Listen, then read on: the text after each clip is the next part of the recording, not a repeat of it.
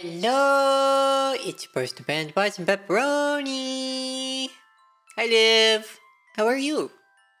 Yeah, it's Yuri time. Yuri time. Cool. Yeah, we're playing Heart of the Woods, which is supposed to be a really cute little game.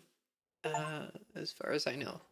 I say that, but when I went to make the stream on Twitch, apparently this is a like adult rated game. Which one is that? Is that R? M rated. M rated. R is movies. I'm doing good. I got to go see Colette today, and I got to cuddle with another kitty that was there, a little kitten. It was one of the turtle shell ones. It was really cute. It was really sweet. And I also got to meet the person who is adopting that kitty. We were talking because she's a volunteer there, and she was like, everyone told me that the person who was adopting Colette was super nice. And then yeah, it was good. It was a good time. Anyway, I should probably read this stuff actually, now that I'm thinking about it. Whoopsies. What was a winter wonderland. That's how this place was pitched to us. Out in the middle of a forest with an unpronounceable name in a village that time forgot. In the email, it sounded like every other ghost hunter's paradise. That we get messaged about. Isolated and antiquated, with tourism board encouraging hokey effects and gaudy billboards. The vast majority of those emails go unanswered. If Tara weren't so capricious, this one probably would have too. But no. Something about journeying into the middle of nowhere for a month struck her fancy. And like always, I let myself get dragged into it. So, here I am, for the last time. On board a lonely train to the village of Eisenfeld. Tara and Maddie sit in uncomfortable silence.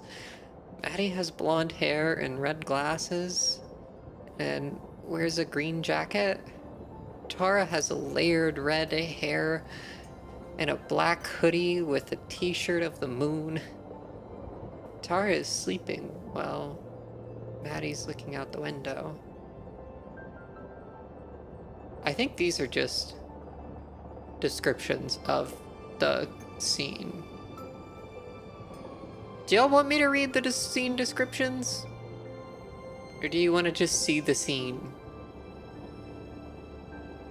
Because I could turn off the scene description things, I think. The train beats out a slow, monotonous... Up to you? I mean... I don't know. I'll just leave them on for now. The train beats out a slow, monotonous rhythm beneath us. It's an older machine. The sort that looks like it's supposed to take us to wizarding school, or that should be in a museum. When I bought the tickets, I thought we'd be getting on something a bit more modern. Oops. I shift in my seat, the tattered cushion, wooden boards doing little to soothe the pain of my back. We've been on this train for 12 hours, and I can feel every one of them in my bones. Oh, every one of the hours, okay. Tara's been out for the past 6. Upright but fast asleep. If the bumpy ride bothers her, she does not show it. The paperback she was reading dangles low in her hand, in danger of losing her spot in the book. I scuff my feet across the floor, kicking at nothing. As tired as I am, I'm afraid for our journey to end. for Tara to wake up, to have to talk to her. I'm almost offended. Ah! I'm almost offended that she can sleep. She should be as preoccupied as I am, fighting off intrusive thoughts and wondering what to say. You wouldn't know from looking at her that we've barely spoken for 3 days. That's how long ago I told her that this would be our last trip for the show together, and that I was quitting once we got back home. Everything since... Ah, stop. Why does it open that menu when I right-click? I don't... Okay, it's fine. I just need to not right-click. Everything since then, packing, booking our tickets, finding someone to take care of the cat while we're gone, it all happened in a blur. We've been cordial, but that's it. My heart hurts, but it tells me I made the right decision. Yawning, I lean back against my seat and pretend it's comfortable. The cushions are unnoticeable, nearly as firm as the wooden floor beneath us. A heater in the corner hems and haws like an old man, but it's not nearly powerful enough to fight off the chill. I desperately wish that I could sleep. But one of us needs to be awake when we get to the station, and that should be any minute now. Plus, I've never been able to fall asleep on planes or trains anyways. My eyes are sore. I do just. Hi, Hydom. Welcome to stream. My eyes are sore, and I rub one of them as I press my cheek into the cold window. Outside, it may as well be another world compared to the city we left behind. Hello, Goofy Goober in YouTube chat. Welcome. Welcome to stream. How are you? If not for the moonlight, I wouldn't be able to see anything. But the soft white glow makes the snow in nearby forests glisten, like it's under some sorceress's spell. A winter wonderland. The trees are all bare, save for the blanket of snow that covers them. Their empty branches look like something out of a kid's Halloween movie, shaking in the wind as if possessed. I'm doing good. Yeah, we're just playing some YURI games for YURI Game Week, which is what I've decided it is. That's not an official thing, that's just what I've decided. But yeah, it's a fun game. It's supposed to be really cute.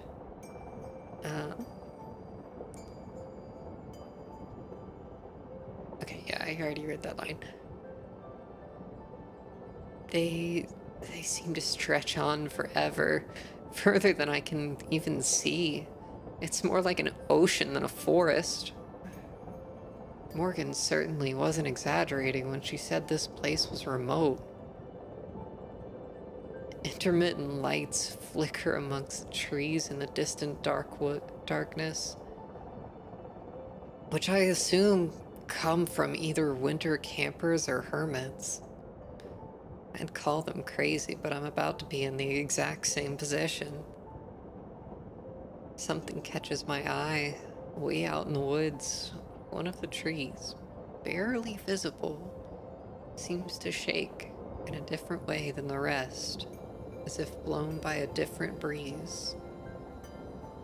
A thin layer of frost is beginning to form on the outside of the window as I push my face against it, turning to try to find whatever it was I saw. It's gone though. It was almost certainly never even there to begin with. Either my eyes were playing tricks on me or the moonlight was. sigh and sit back again, allowing my eyes to barely close. I won't fall asleep. I'll just...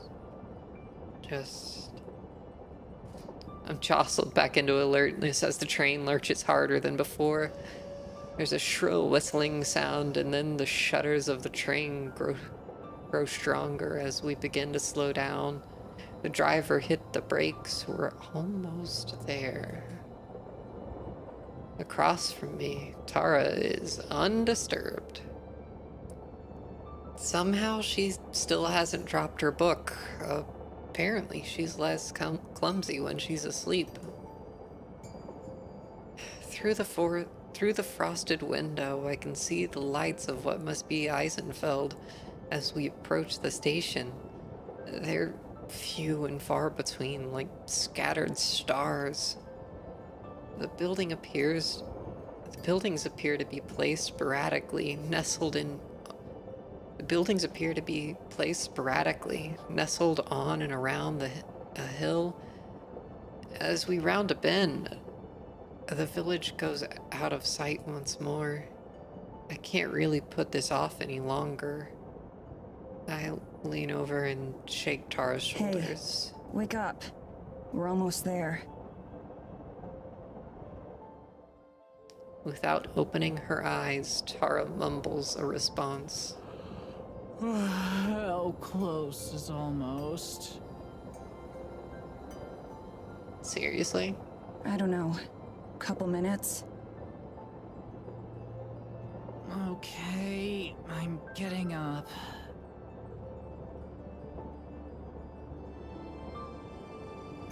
She isn't getting up. I mean it. If you sleep through the stop, we're just going to... I'm up, Mads. Maddie looks over at Tara, who raises her head from the book. She finally opens her eyes. I cut off the end of my sentence, not sure if I was serious or not. We're not even there yet, and we're already snappy. God, I wish I could sleep just a little longer, I tell myself. You excited? Little bit. Lie. You? Kinda nervous still. What is there to be nervous about? We've done this 1,000 times. Yeah, well, this isn't like those other 1,000 times.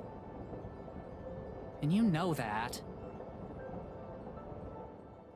She shrugs again, not meeting my eyes. I don't know, Maddie. I'm sorry. Let's chill. Yeah, sorry. We lapse into silence, and at least when she was asleep, it wasn't awkward. I just want off this train. I want to be distracted by going into the cabin and taking in the new sights. Any minute now. Hey, listen. Yeah? I know you're, like, not super thrilled to be here. She pauses, likely hoping for me to disagree. I don't. But let's just be cool, okay? Let's just try and have a good time. I breathe a deep sigh and let it out slowly. She's right. I'm committed to this trip. I can at least make it easy on myself. Yeah, okay. Sorry for getting bitchy. I'm tired. I feel ya. Hey, how do I look? Like you just slept for 6 hours on a train. That bad, huh? She messes with her hair in some attempt to improve its state. The results are unnoticeable at best. Hopefully it's good enough for Morgan... Fisher. Morgan Fisher.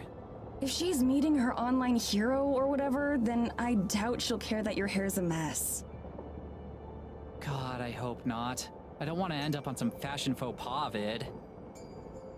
For real though, if she's super fangirly, then let's just let her get it out of her system and hopefully she won't make things weird later. Making things get weird later is kind of our specialty though. Yeah, true.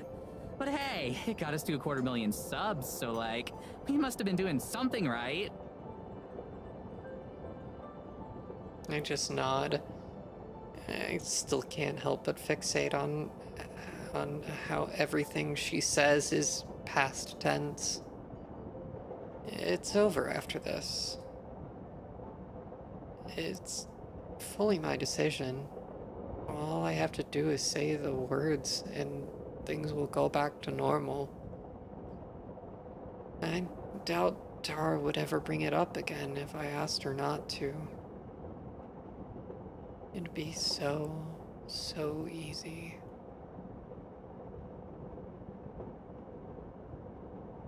Title screen! Exposition complete. Maybe. For now.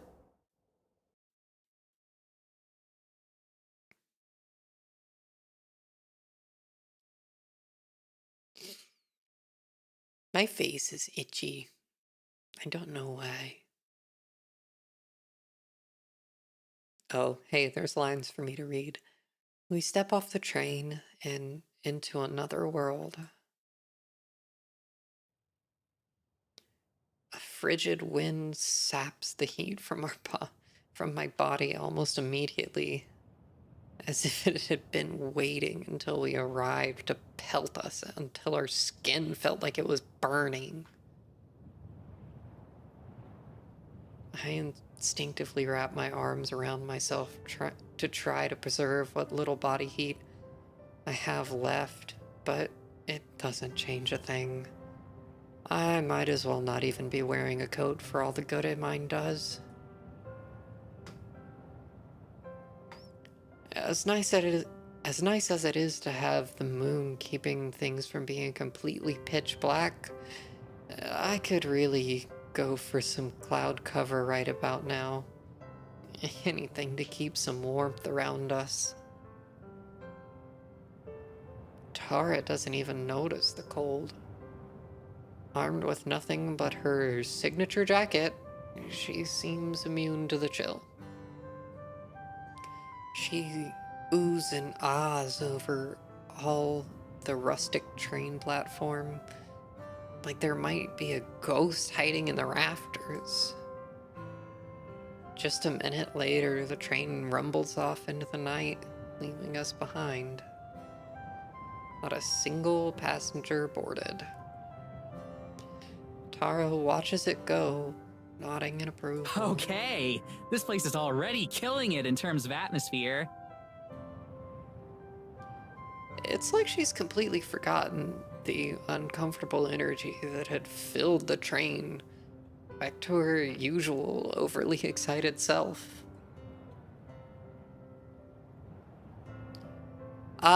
Liv, I'm pretty sure Tara is like trans, like canonically in this game. So yeah, I'm pretty sure her VA is trans as well. So yeah. Hell yeah. Also, like, why does this bitch dress like me? Like, that's just one of my outfits. Like, what? Of course the trans character dresses exactly like me. God damn it. Am I a stereotype?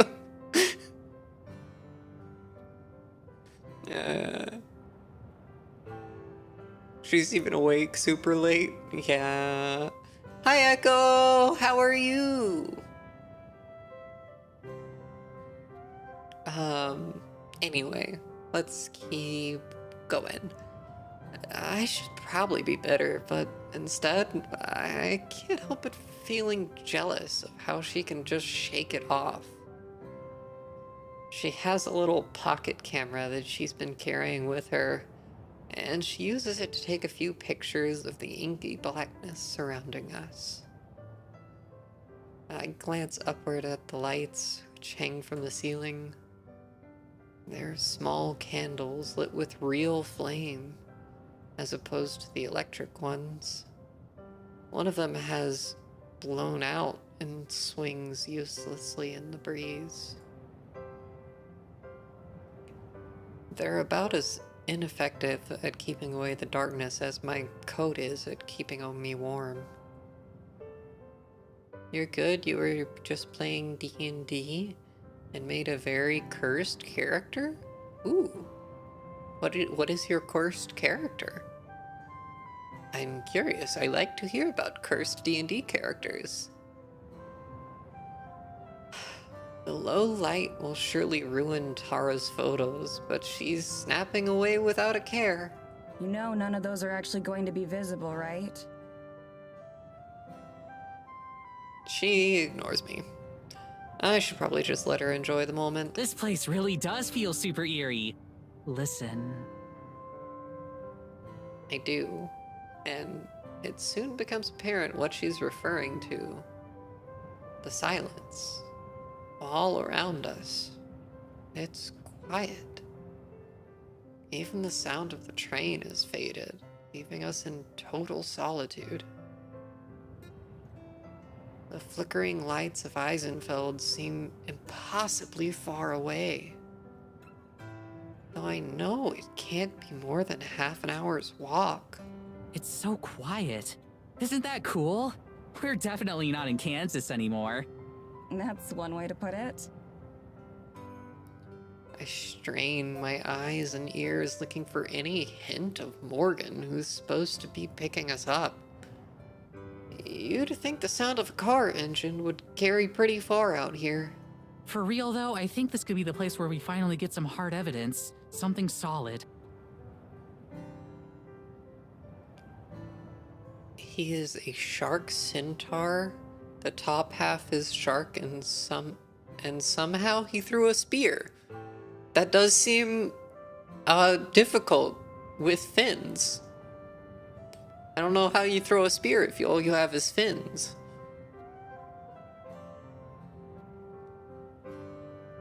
Fins and hooves? So is the like bottom half horse then, right? So like it just has fins and like I could figure out how to throw a spear with my feet, I feel like, but I don't know if I could figure out how to throw a spear with just fins or hooves. Interesting. That sounds like fun though.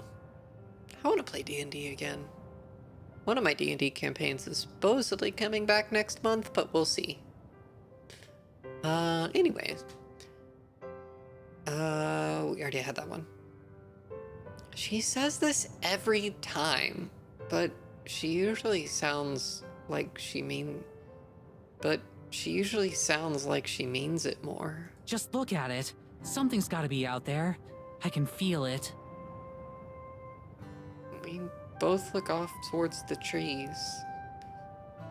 From the train, it was difficult to see where they ended. Here on the platform, it's impossible. My expectations aren't any higher than usual, though. Which is to say, non-existent. It's a gummy shark? That's fucking cool. Wait, so is only the shark part gummy, or is the horse part also gummy? Is it all gummy, or is it just part gummy?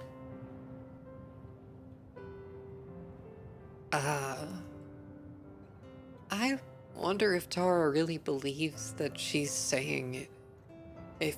I wonder if Tara really believes what she's saying either. When she speaks again, her voice is quiet. That would be the perfect send-off, wouldn't it? Her words sting.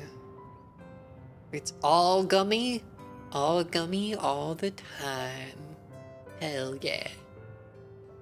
Is it sour gummy? Or just normal gummy? It should be sour gummy. Sour gummy is the best gummy.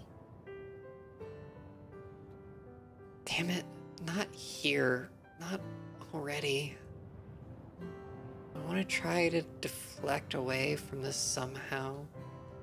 To set her back on her path. Let her enjoy this moment without me spoiling it.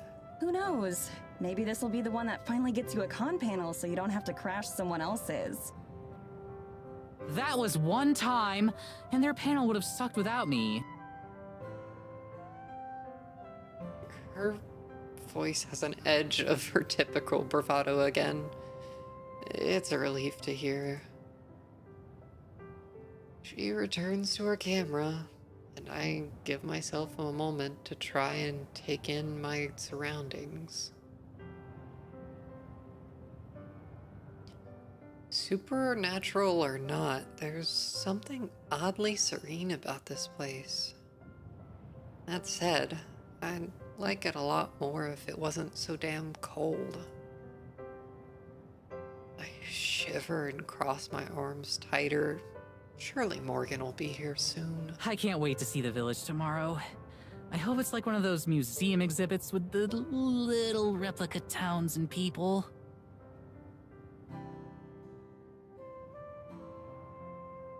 In what way? Like architecturally. She sounds out the word slowly. All rustic and old-timey. I can't imagine that it'll be that different from home. They've got to be modern enough for Morgan to watch Paranormal after all. If you're expecting people to be walking around in monocles and waistcoats, you're gonna be disappointed. Here I thought I'd finally get a chance to show off how amazing I'd look in a top hat. I'm sure you'd be the teen heartthrob of the Victorian era. She gives me a brief snort of amusement. Her response feels more muted than usual. But the fact that we're still able to banter is a good sign. I'm glad that I can cheer her up, even if I was the cause of her low mood in the first place. However, after a moment, she looks back at me. Her expression is serious for once. Okay, so about Morgan. Like I said before, let's give her a chance to get all the excitement out of the way first. We should be nice and friendly, but let's try to keep it professional. I never thought I'd hear you, of all people, say that. I find myself flashing back to all the unprofessional situations I've had to extradite Tara from, ranging from bad one-night stands to actual police custody. There are a lot of ways to describe Tara, but professional is definitely not one of them. Hey, I usually make a good first impression. It's just the second impression and beyond that you've got to watch out for. I laugh out loud and catch her smirking before she looks away. She can play it cool all she wants, but I can tell from the way she's bouncing up and down that she's undeniably excited for this fangirling she mentioned. It's usually one of her favorite parts. I'm sure a little ego boost will go a long way about now. I can feel myself hopping back and forth slightly as well. But that's more out of a desire to keep my blood flowing. Thankfully, it isn't too long before I can see the silhouette of someone approaching through the storm. Oh, thank God. It's gotta be her, right? Given that we're the only people out here, I really hope so.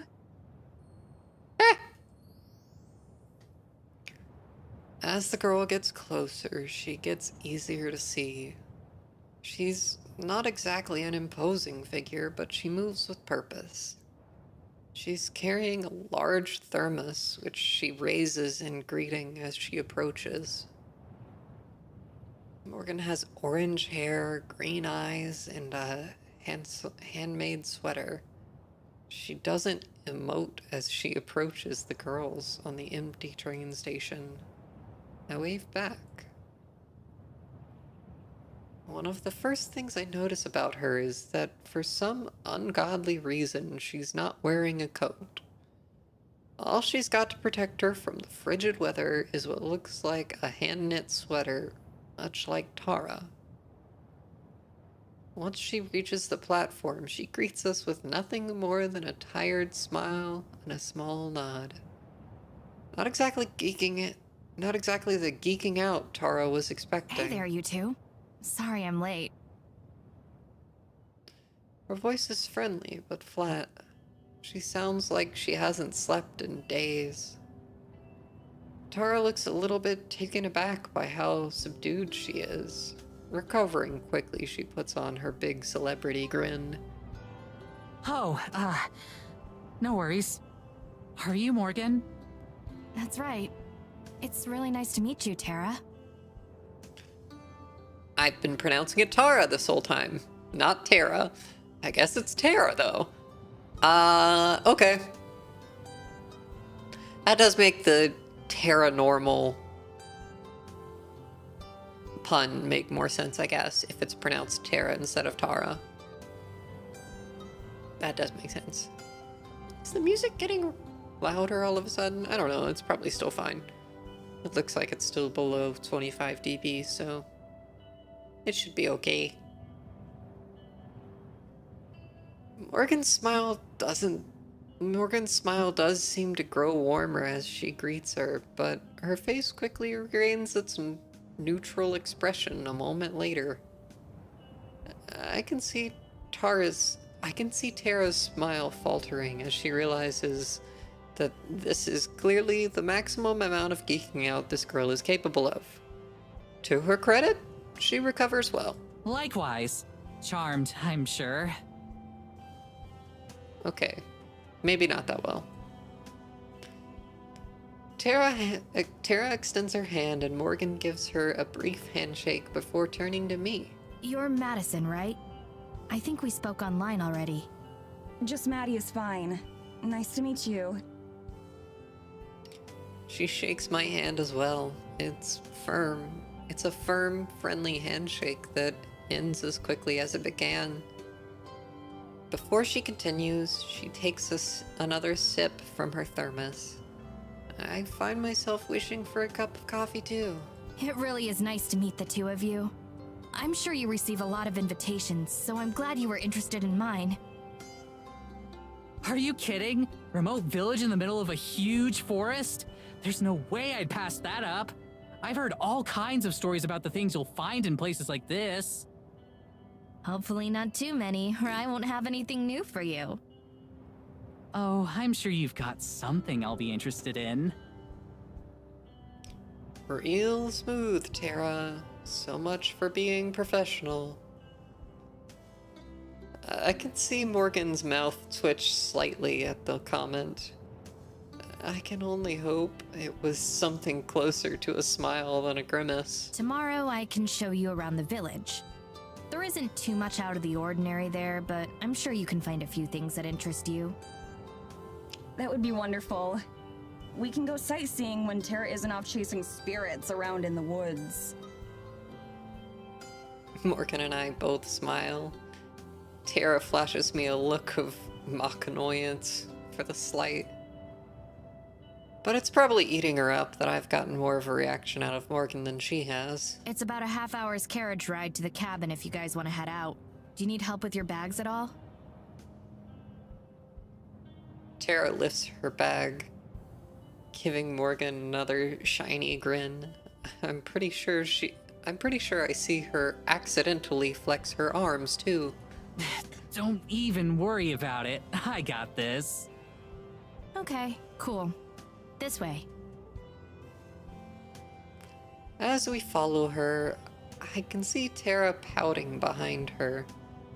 I've never seen the wind get taken out of her sails like that.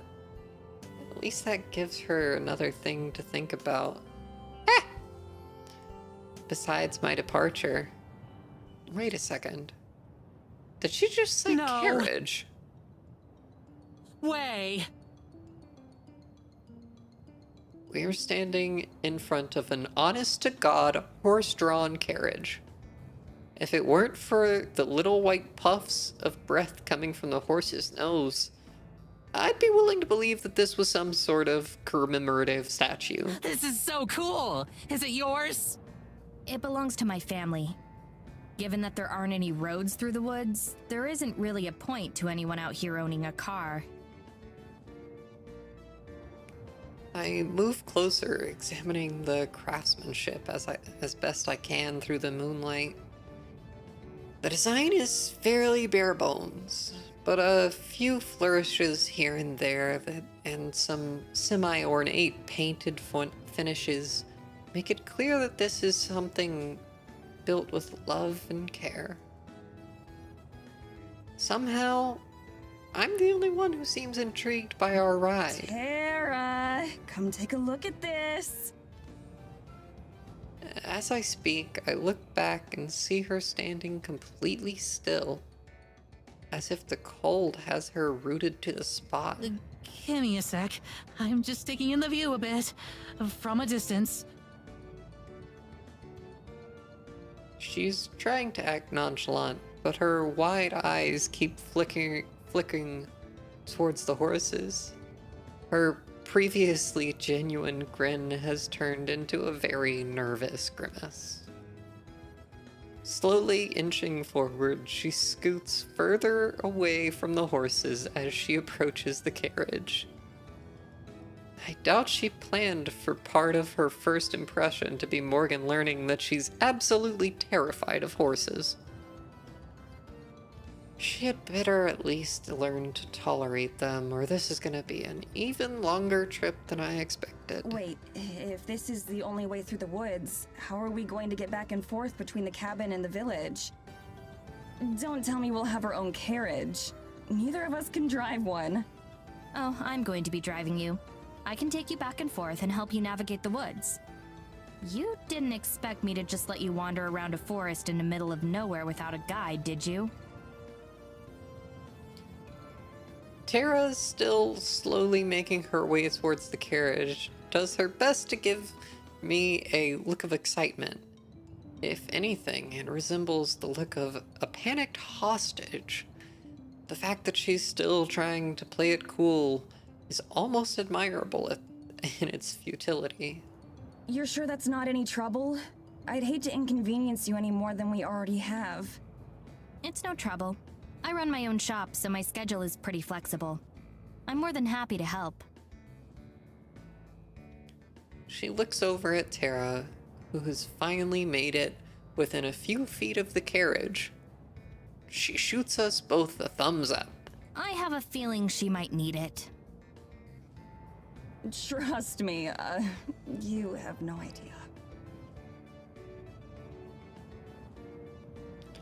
Morgan turns and deftly swings up into her seat, taking a hold of the reins.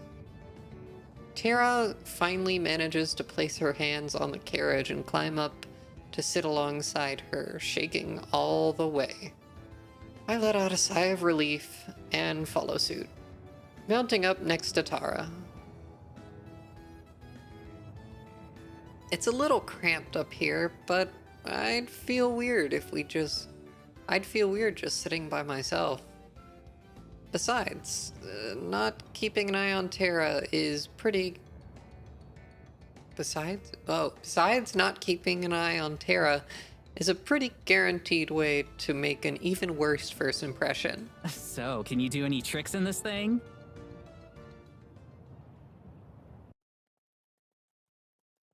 Tara is a mood. Tara is a vibe. The path to the cabin turns out to be a complicated one. We've been making twists and turns through the trees for a few minutes, but Morgan seems to know exactly where she's going. Not even the dark can stand in her way. You can navigate through all this with just that little lantern? How can you see landmarks? Don't worry, I know these woods better than just about anything. Besides, the moonlight is more than enough for me. I can't help but feel embarrassed as I think about all the times I had to use the flashlight on my phone just to find something I dropped in the car. I definitely wouldn't last out here. Looking over, I see Tara bouncing her leg, probably just to launch into a torrent of questions for Morgan. After that flubbed introduction, she's clearly a little less gung-ho than usual, but I know that won't stop her. As such, I should probably get my handling of the actual adult stuff out of the way quickly before it gets lost in the noise. Is there anything about the town or the people that we should know? Local customs, things to avoid saying, that sort of thing? Morgan thinks about it for a moment, silent. There's a curfew at midnight. Also, you're not supposed to go too far into the forest. I ignore both of those rules a lot. Most of the villagers tend to be sticklers about them, though. Great. So our host is a troublemaker. I guess that means Tara will be in good company. So, while we're on our way, could you maybe tell us about some of the specific supernatural occurrences you've seen here so far? Here she goes. Morgan sits up at the question.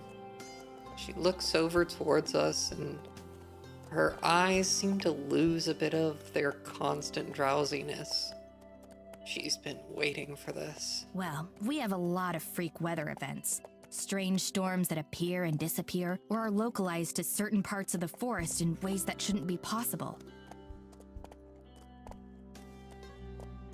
Tara nods solemnly, already totally enraptured in what Morgan is saying. Sometimes when I walk in the woods, I can see strange lights here and there, like tiny little stars inside the forest.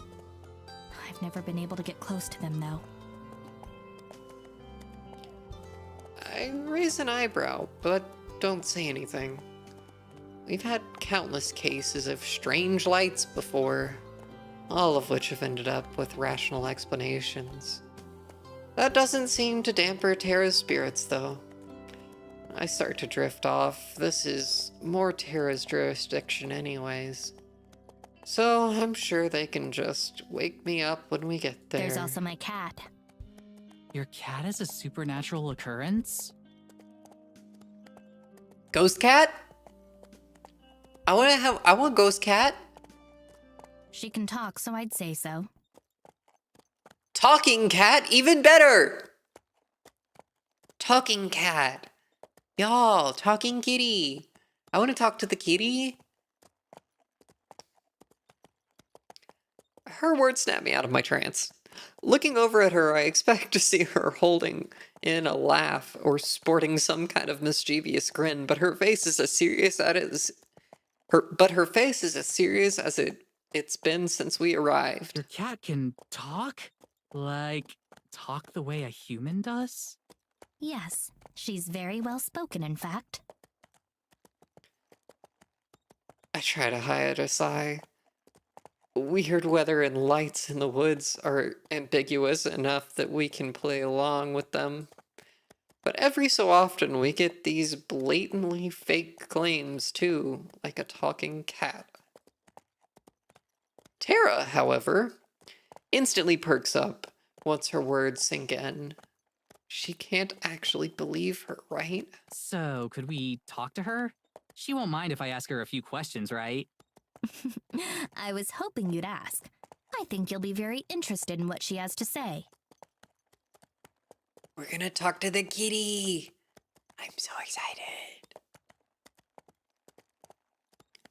The whole thing is clearly some kind of joke, but Tara is absolutely taken in. I can practically see the wheels turning in her head as she plans out her... I can practically see the wheels turning in her head as she plans out her follow-up questions. That's never good. So, do you have any ideas about what could be causing it? Something in her diet, maybe. I don't think so. Have you been feeding her some kind of special Eisenfeld cat food? Okay, I think that's enough of that. When Tara starts talking about eating cat food, it's time for me to exercise a little diplomacy and move the conversation forward. Crazy or not, I think we should move on. So, what kind of things does she talk to you about? Just about our lives for the most part. I figure you'd be better off hearing it from her rather than me. I'm sure that'll be illuminating. I'll say, if there's something that paranormal in the village itself, you must have seen way crazier stuff in these woods. She starts to gesture as she talks, pointing back towards the village and swinging her arms around as she mentions the woods. Well, there's one pretty major thing, but you probably won't believe me. I wouldn't have come out here if I didn't believe you. Anything you have to say, I want to hear. I can't detect a hint of cynicism in her voice. Either she really believed this girl she just met has a talking cat, or she's giving the performance worthy of an Oscar. Are you sure? 110%. Lay it on me. She winks at her and flashes her finger guns, back in celebrity mode. Tara's good at recovery with these things, but I've never seen her recover on this level with such speed. But as I watch her lean in towards Morgan to make sure she catches her next statement, I realize another possible reason for her passionate response. There's one thing she loves more than hearing strange stories. It's trying to impress a cute girl. Now, things are starting to fall into place a bit more. Well, one of the main reasons I called you out here is I'm not sure if it has a name, but it's some kind of forest spirit. Spirit? Like a ghost or something? No, something physical. Some sort of massive creature, like the forest came to life.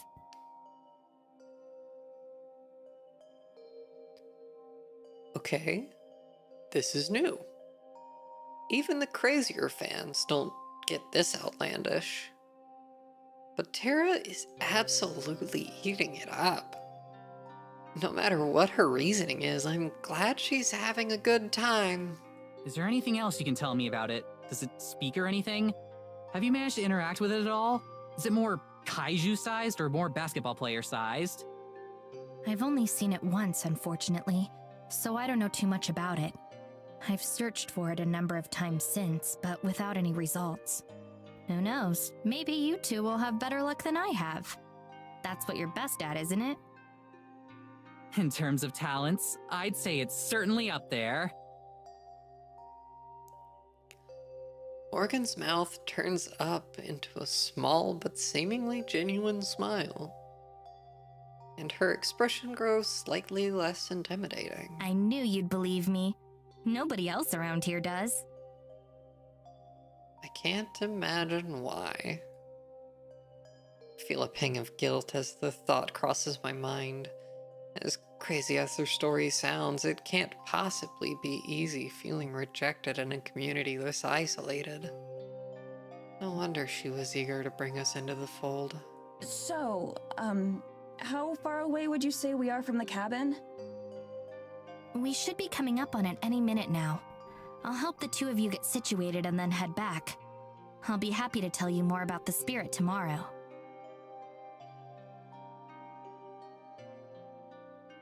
Thank God. Oh yeah, great. That's great. I'm exhausted. That much isn't a lie. All I want to do right now is pass out. We've passed the last of the houses that I can see, but the sparsely marked path continues on towards the forest. The last traces of civilization are behind us now. By any minute now? What exactly did you mean? I can't keep biting my tone. I can't keep biting my tone every time entirely out of my voice. Just ahead. See? She points forward into the darkness. I strain my eyes to see anything other than murk. Finally, I spot the faint outline of a small cabin practically swallowed by the forest. I started the heater before I left to get you, so it should be warm.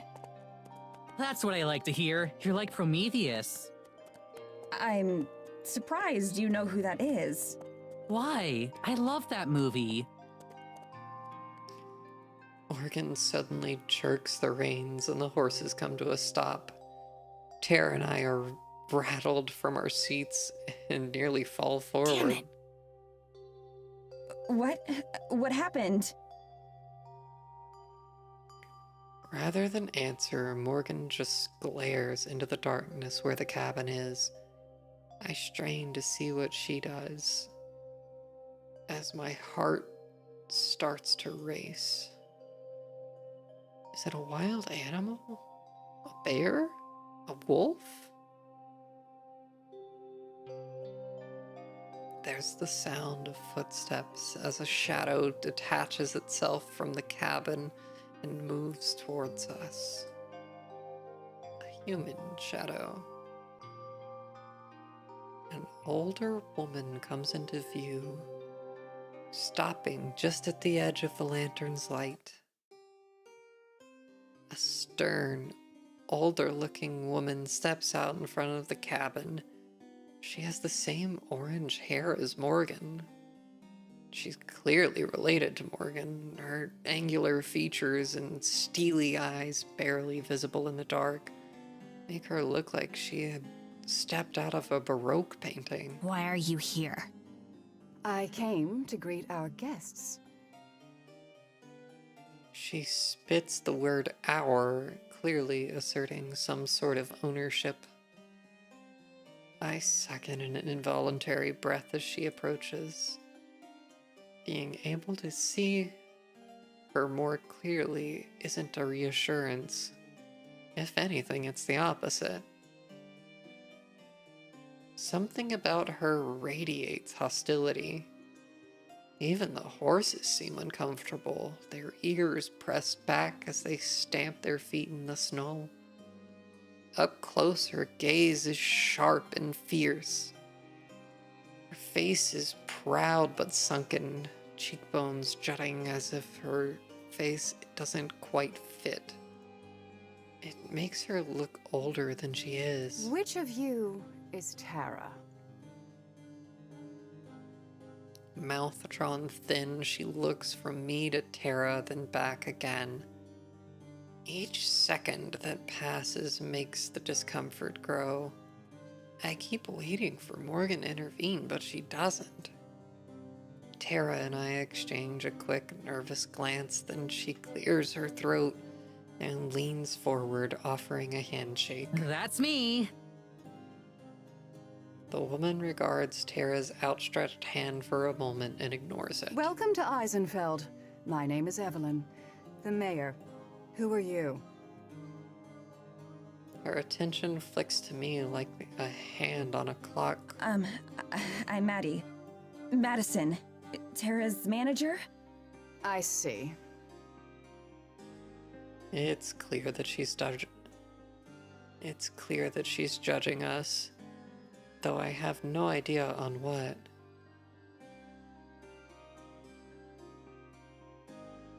Hi, I'm on my dad's account? What's it? Chosen name is Robin? Well, hi, Robin. How are you doing? I hope you're having a good time. It's clear that she's judging us, though I have no idea what on. Are you done yet? They're tired. You can interrogate them later. Just what exactly is she volunteering us for? Interrogate is kind of a strong word. Our host makes absolutely no effort to disguise the loathing in her voice. In a town as small as this one, I can't imagine that speaking to someone as important as the mayor like that is a good idea. Though Evelyn appears entirely unfazed. She remains in the middle of the trail, blocking our path. She and Morgan stare each other down, while Tara and I sit in painfully uncomfortable silence. You're pan and gender fluid, so Robin is a good name, because it is. Yeah, that is a good gender fluid name. Yeah, Robin is a good name. I have a few friends named Robin. It's a good one. After at least a minute, the mayor finally steps out of the way and heads back up the way we came. We'll speak later. It's clearly a command, not a request. The carriage sits immobile until the sound of Evelyn's footsteps are lost into the night. And even beyond that, So she seems nice. her statement seems to snap Morgan back to the present. Morgan flicks the reins and we begin moving again. She turns around to face us, looking genuinely apologetic. I'm so sorry about that. I thought she'd at least wait until tomorrow, and I'd have some time to prepare you beforehand. Is she your mom? Technically. What? No way! How could you tell? The family resemblance? Morgan purses her lips. Unfortunate, isn't it? Long story short, I didn't tell her that you were going to be staying here until this morning. I'm speechless. Hoping that it's just a joke and the punchline fell flat. But Morgan's clearly serious. For the second time in a handful of minutes, I'm wondering what we've gotten ourselves into. Tara laughs, though I can tell it's forced. Hi, Taku! Yuri's going good. So far, kind of. I mean, there's not much. There's been a little flirting, but that's about it. Also, Tara here is a trans character. So, hell yeah. That's always fun. But yeah, these two have been... Well, Tara's flirted with her. She hasn't really flirted back yet, but we'll see. It does seem interesting, though. Spooky. Also, apparently there's a talking kitty that we're going to get to meet. So I'm excited for that. I want to see the talking kitty. Anyway, how are you, Taku? Tara laughs, though I can tell it's forced. Well, it's no big deal, right? It's not like she runs your life. Silence. Right? Eventually, Morgan nods. Right. We shouldn't get into it right now, though. I'm sure you'd rather sleep tonight. I can see Tara gathering the breath to disagree and tell Morgan that we'd love to hear all about her family issue right now. So I head her off. Yeah, we would. Whatever family drama it is that she's gotten us involved in, it can at least wait until I'm not about to pass out. Doing all right, was planning to sleep due to headache, but then it went away, and now you're up? Well, I'm glad it went away, but it's also, like, sleeping time over there, so don't be afraid, go to sleep. You're welcome to slurk. Did I eat properly today? I had grilled cheese. Anyway, the carriage comes to a stop just a few feet away from the door. A small stone path has the snow cleared away from it and leads to a short flight of stairs. Don't pepper me. It's fine. I will get food after a stream. I'll get food after stream. It'll be okay. Yeah. It's fine. It's only 9:19.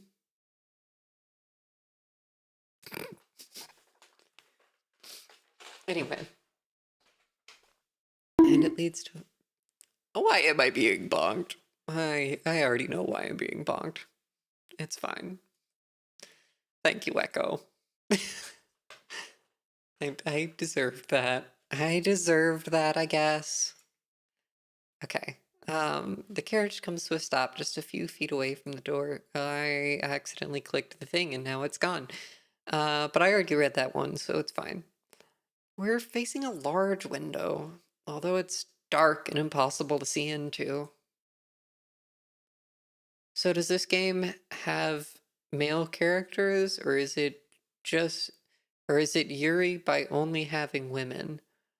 I don't know. We haven't met any male characters yet. But I don't know. I don't know much about this game other than that it's gay. So yeah, we'll see. We're supposed to go into the village for the first time in the next morning in game. So I think we'll start meeting more people then. But right now we've only really met those 4 characters. Tara, Morgan, Maggie, and Evelyn? Was that her mom's name? I think it was Evelyn. Anyway, Morgan falls out of the carriage, nimbly landing on her feet. I'll unlock the door. Your luggage already came in too, so it's inside. I'm sorry, what? It's already... What? How did the luggage get inside? Tara launches herself out of the car. Tara launches herself out of the carriage just like Morgan did, and then she quickly scurries away from the patient horses, eyeing them for any sudden movements. I climb down as she stands in an extremely safe distance away. I can't carry all Oh yeah, that's of the this thing. on my own. Tara you know. is terrified of horses, but we're going to have to go through this entire game using a horse-drawn carriage, so that's gonna be fun.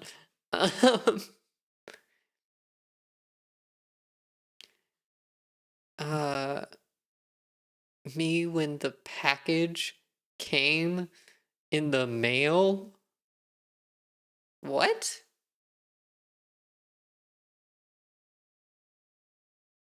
I don't... Wait, what was said? What did I say that was referencing to? Making a joke about the luggage? Oh, that it's already inside? Okay, I got you. I see. I get your joke. I get it. I'm picking up what you're putting down. I can't carry all this on my own, you know. I toss her bag and she lurches to catch it, barely keeping it from landing in the snow. We stand back and watch as Morgan fiddles endlessly with the lock on the door, pushing and trying again over and over.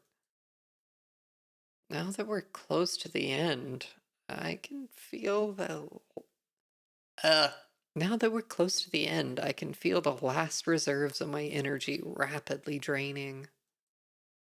The bags in my arms feel like they weigh 1,000,000 pounds. So, what do you think?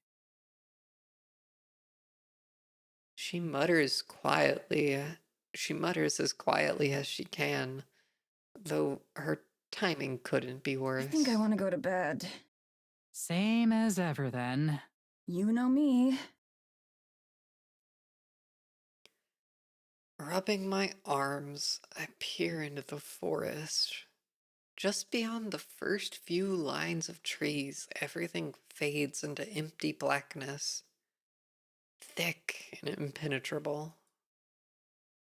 I shiver, not entirely because of the cold, A cool breeze rattles the empty branches as they scrape against each other, mimicking the way I'm trying to stay warm. Finally, there's a banging sound as Morgan solves the mystery of the lock and nearly falls through the door. She pokes her head back through like nothing happened. I got it open. Hallelujah. Also, not surprised a lesbian is afraid of the evil and intimidating horses? I'm a little surprised. I mean, do you know how many horse girls are lesbians? There's a lot. There's a lot of horse girl lesbians. It's like a whole stereotype.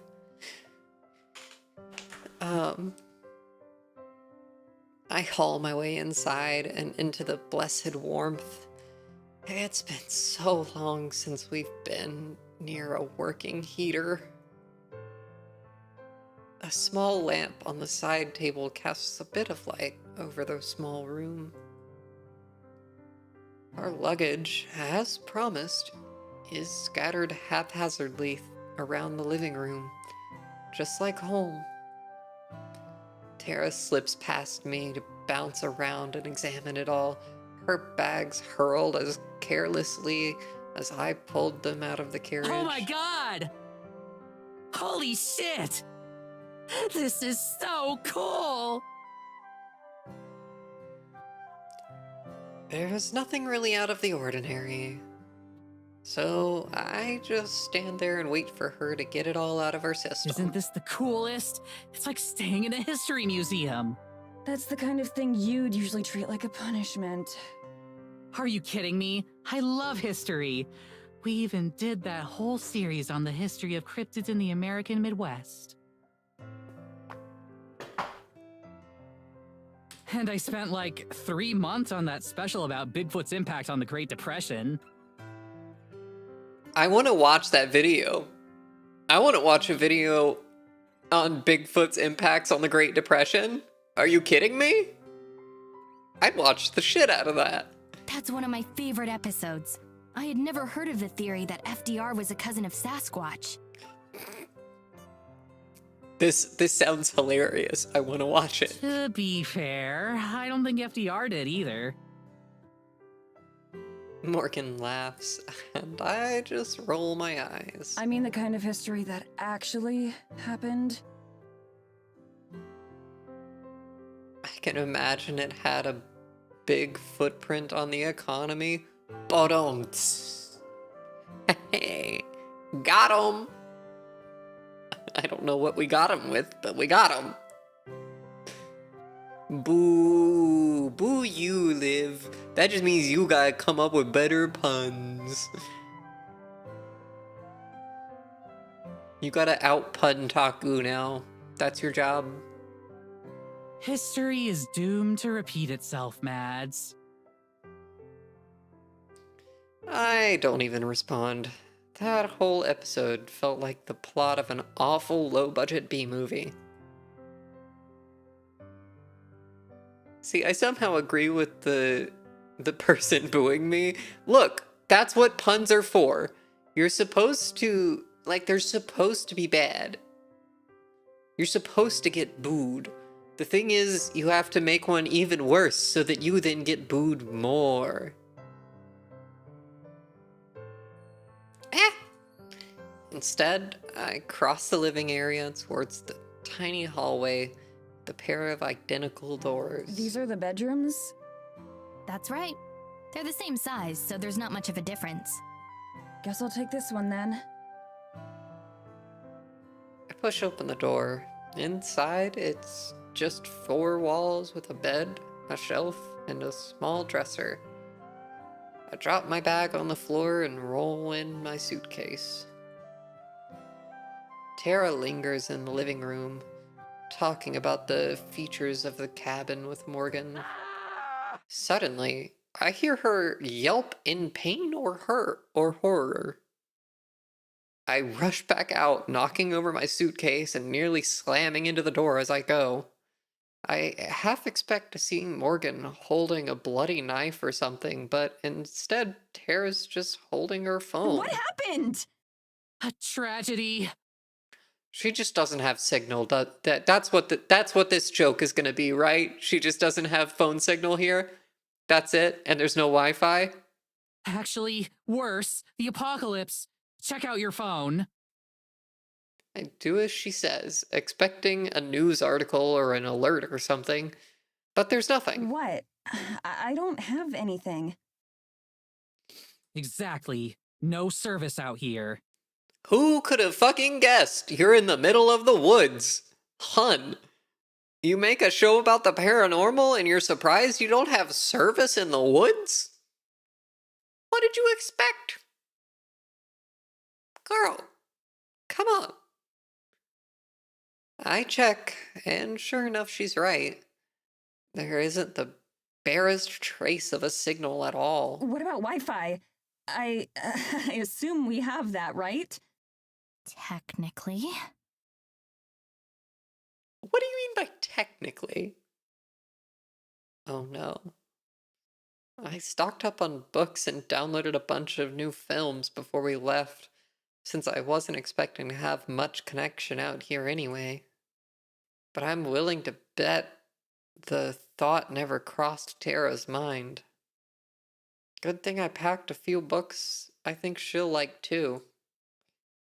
Tara glumly pockets her phone again as Morgan gives us a small smile. Let me give you the quick tour.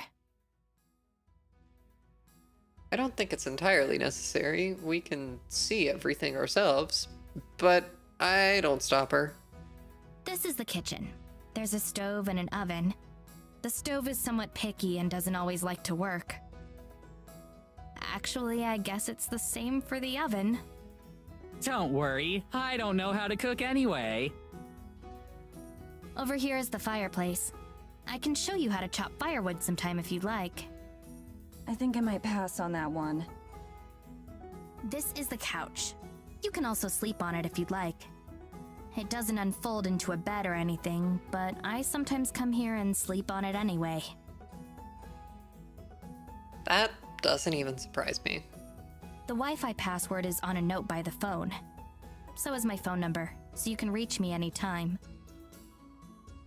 Sorry, I'm not into degradation, so I don't get it. Look, getting booed for bad puns isn't about degradation. It's about knowing you're doing a good job at telling bad puns. They're supposed to be bad. Terminally online trans girl, Tara puppy arc win. I mean, I wouldn't be surprised. The Wi-Fi password is on a note by the phone. So is my phone number, so you can reach me anytime. Do you have any questions? How are you gonna reach her anytime if you don't have signal?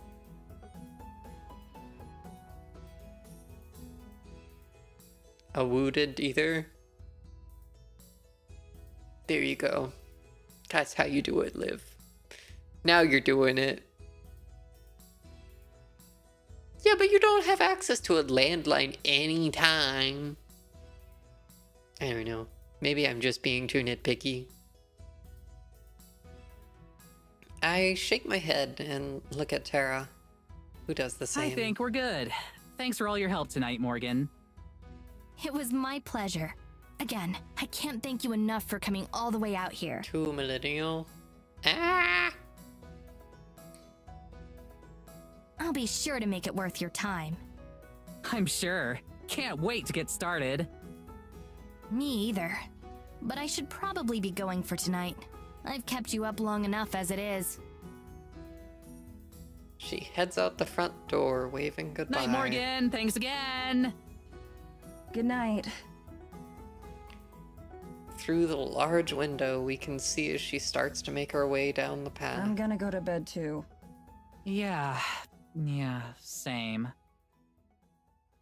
We switch off the lamp as we head to our respective rooms. Tara grabs her bags from the floor where she tossed them. All right, see you in the morning then? Yeah, night.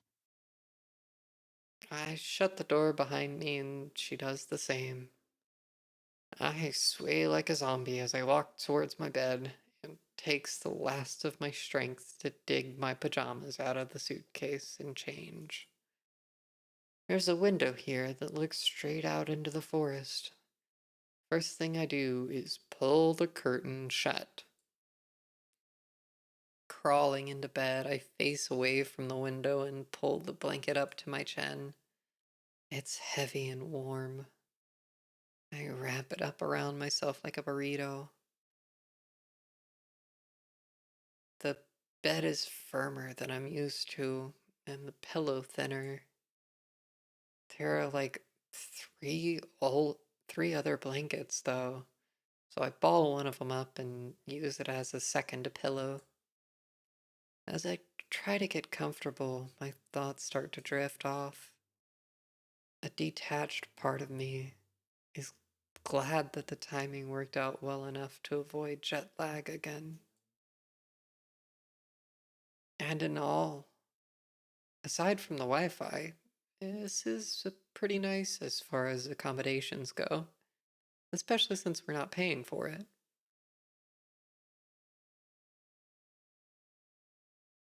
Memori, you're already in your puppy girl arc, though. We're not waiting for you to get into your puppy girl arc. So no flack, but who thought that a dyslexic person playing visual novels is a good idea? See, that's the thing, is I am dyslexic, but I also do like doing voice acting, and when I manage to read a line correctly, it sounds nice. So I try anyways. Hi, Nano! Hello, my goat! Nano, holy shit. Nano's streaming today, Memori. Nano's actually gonna stream. Yeah, that's who we're gonna raid out to, is the goat. Okay, I keep going. It seems strange that Morgan would come all the way out here just to take naps sometimes. But I can already tell that most of what Morgan does would be considered strange. Yeah! I'm really excited. Nano's gonna be working on my emotes. We're gonna go hang out with Nano while she makes the rest of my emotes. I said our emotes. You guys get to use them too, but they're mine. Hey. Why Engie? I don't know. Anyway, would be considered strange. I already read that line. Strange, but harmless. I don't mind. But when I think of her mother, the mayor, a chill runs down my spine. Bundle myself even more tightly in the blankets. I should give her a second chance, though. Especially if she doesn't have any warning about our arrival. It stands to reason that she'd be annoyed at Morgan renting out her family's cabin like that. When I think of it that way, her reaction seems pretty justified. I'll just be extra polite to her next time we meet. Hopefully it isn't an interrogation like Morgan said. That was probably just her being dramatic. I yawn, wishing sleep would come faster. I expected to be out before my head even hit the pillow, not lying here with my thoughts racing. I try to block out everything and focus on my breathing. In, out. In and out. In. A loud tap, tap, tap on the window cuts through the silence. My heart leaps into my throat as I bolt upright in bed. I get tangled in the blankets, scrambling to haul them off of me. With one hand, I desperately feel for my glasses nearby. I finally find them and shove them onto my face, nearly jabbing my eye out. With horror, I look at the window, the one that made me uncomfortable from the start. It's Morgan? Lantern in hand, fist raised against the glass. She stands there patiently. If she knows what kind of emotional roller coaster she just put me through, she doesn't show it. Shakily, I walk over to the window, not even switching on the lamp. With some difficulty, I wrench it open, disturbing a small mound of snow. Yes? It's the best I can manage.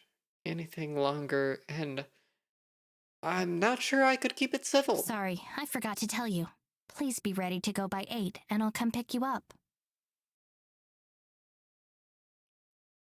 I just blink, unable to comprehend what I'm hearing. Is that okay? We could make it 8:30, but no later. No, 8 is fine. Is that all? That's right. Have a good night. Sorry if I disturbed you. I slam the windows shut and hobble back to bed. She doubled back in the snow and scared the hell out of me for that? I check the time on my phone. It's nearly midnight. 8 hours to sleep and then be ready to go. It's gonna be a long month, isn't it? Somebody give me a type of horse. Evil, intimidating, a breed of horse? I don't know the breeds of horses.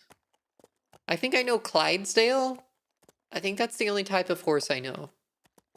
So I guess Clydesdale? That's the only horse I can think of. I don't know any other horse breeds. It's 8 hours and 34 minutes later. I know because telling time in my phone is my phone's only remaining function. Yet I still check it constantly, like something might change. True to her word, Morgan was there to pick us up right at 8. It's a minor miracle that Tara and I were both ready to go. I don't know who had it worse, me waking up to my alarm or Tara waking up to me banging on her door. Even now, she slowly eats a piece of bread in the kitchen, looking for all the world like a cow chewing cud. With each bump that the carriage hits, my tiny cup of coffee threatens to spill onto my hand. I'm not sure that I'd feel it. If answering Morgan's perfunctory... What? After answering Morgan's perfunctory questions about our first night, we spent the rest of the ride in silence. She didn't acknowledge at all how she had knocked on my window. Apparently, it wasn't remarkable enough for her to deserve another mention. I watched from over her shoulder as we approached the town. From the train last night, the scattered lights made Eisenfield appear to be a lot larger than it really is. Now, in the daylight, I have to strain my eyes to pick out some of the buildings against the hills and snow. Tara's missing it all, staring at her feet. Crumbs litter the floor beneath her. Morgan guides us along the path that I'm pretty sure is the same one as last night. A few villagers move out of the way of our carriage, not even turning to look. It must be a regular occurrence. Even though it's hard for anyone to see us in here, I still feel self-conscious. I clutch the bag of camera gear tighter to my chest, hiding myself behind it.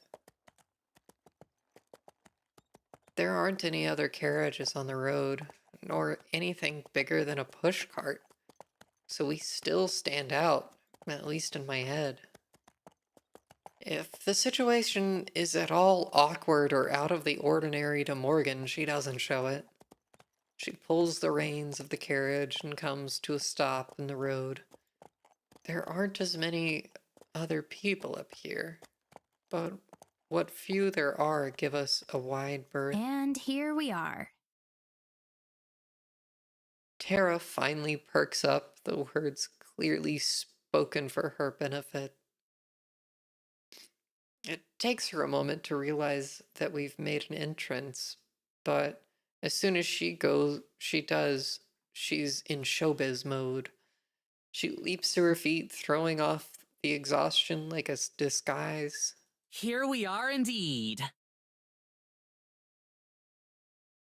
One of those fucked up ones from the horse race testing? What? I don't even know what you're talking about, Memori. What kind of horses are those? She vaults out of the carriage, spinning circles, like we're in the middle of a grand plaza instead of the middle of a street. I climb out more carefully and then scurry out of the way. Okay, this rules. It really does feel like we've traveled back in time. The buildings, all built from wood and stone, look like they've been there for centuries. The road that we're on and currently blocking is made of cobblestone. It winds its way through the town, despite being covered in well-tamped snow. We're certainly a long way from home. Morgan doesn't... Do you know the horse race online thing? No, I don't know the horse race online thing. There's so much Yuri made based on that thing. Interesting. Yeah, I have not heard it. I have not heard of it. Morgan doesn't disembark the carriage, and instead calls down to us. The town square is right down this road, but if I take you there, I won't be able to turn the carriage around. Okay. It's always a pain when that happens. I'm going to open up my shop, but feel free to come by whenever you'd like. I'm sorry I can't show you around right now, but I'll make it up to you later. Where's your shop? Oh, right. She pulls a piece of paper from somewhere and dangles it towards me. I cross the road and take it from her. Unfolding it, I can see it's a map. Despite being hand-drawn, it's pretty coherent and legible. Certain buildings like Morgan's shop and the local pub are denoted by handwritten tags. At the middle of the road, where we're currently standing, she's even drawn in a helpful "You are here" notice with a smiley face. She clearly planned this well in advance. Cool. Thanks. Feel free to stop by around lunch. I'll make you both something. Hell yeah! You're the best, Morgan. Thanks. Morgan gives us a brief wave before heading off to wherever it is though you park horse-drawn carriages. I point in the direction of the town square that Morgan mentioned, wanting to get away from all the people who are currently gawking at us. We definitely stick out, if only because of our colorful hair and clothes. Combined, their outfits have the color of a palette of... Combined, their outfits have the color palette of a bowl of oatmeal. Although they stare, nobody really says anything. Either too polite or too intimidated. Both Tara and I avoid eye contact with strangers as we hurry to the empty town square. Well, that couldn't have gone worse. There are a million ways that could have gone worse. If people looking at us funny is the only downside of this trip, then it'll be our best episode yet. I mean, ever. I wish she'd stop bringing that up. It always kills the mood, which was barely on life support to begin with. Oh yeah, that's the thing. If you missed some of the early bits, so they make like a YouTube show about paranormal stuff, but this is their last episode because Maggie is quitting. So yeah, that's the kind of context behind that comment. Anyway, Tara rubs her shoulders, having stubbornly chosen not to dress any warmer today. Okay, ready to get your Terranormal on, Mads? I shrug my camera bag back onto my shoulder and nod. I suppose there's no harm in spending a little time establishing the location. Might as well get some B-roll while we're here. One thing that both Tara and I have in common is that we're not really sightseers. I spend as much time in my room as I can, whether that's the hotel room while we're filming or my bedroom at home. So as much Tara loves, I think that's supposed to be so as much as Tara loves investigations and all of the dramatic stuff, she'd probably totally skip the exposition segments if she didn't leave them to me. That means that we're pretty efficient at filming then. An overlay simulating a video camera appears on the... Oh, okay. That's just describing what's happening. I turn the camera on and slowly turn in a circle, capturing the ground, the sky, and some nearby buildings for footage that we can splice together later. I do a slow pan across some of the houses, then frame and hold a shot of the path further into the village. A young couple passes by, holding hands, and they share a suspicious look at the camera as they go by. Guess I'm editing that part out later. Most of the time, Terranormal videos is just me finding ways to stretch 10 seconds of interesting footage into a 10-minute video. That's something else we're both good at. The cold wind makes it hard to keep a steady grip, so I stow the camera and shove my hands into my pockets. Get anything cool? Unable to browse her phone like she usually does while waiting. Instead, Tara watches from over my shoulder as I record. Not really. There's not much to see here. Yeah, it's kinda less impressive up close. It's the kind of place that you'd expect a tumbleweed to blow through, like if the climate fit. Wow, you're turning into quite the poet. Oh, shut up. What? Oh, it's also It was a Maddie, not compliment. Maggie. I've been calling her Maggie. Anyway, since filming the village is a dud right now, we should follow up one of the rumors Morgan was talking about the other night. I'm thinking giant tree spirit. That's the most interesting one she talked about for sure. That's the headliner. We need to build up to that one. Oh yeah, definitely. Picture this. We head to the woods to get some creepy shots. Do it right around sundown. Make it super ambient.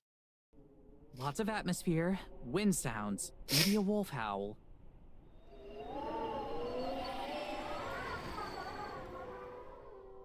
You've got a good wolf sound effect we could use, right? Yeah, of course. Anyway, I do a narration over all that, introducing where we are and what we're out here looking for. Then we get a sound of a big branch snapping, and just cut the video right there. Tara looks pleased with herself and glances back at me for approval. It takes me a minute to react. So, end the video on a cliffhanger? Yeah, I think so. We can definitely stretch the Eisenfeld stuff into a mini-series or something. We should be able to get at least 3 episodes worth of stuff out here. That sounds fine. A snapping branch is a pretty weak way to end it, though. Especially since, like, we uploaded the video. No one's going to wonder if we're okay or not. Oh, that's true. So you think maybe we just make one long vid? Or end it differently? Maybe a different ending. I'll think of something later. Cool. You're the best, Mads.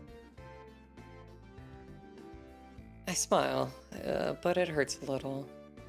I'm sure she's not trying to make me feel bad. She probably doesn't even know what I know that I do. I just shrug, wanting to change the subject. We can also follow up on some of the smaller rumors.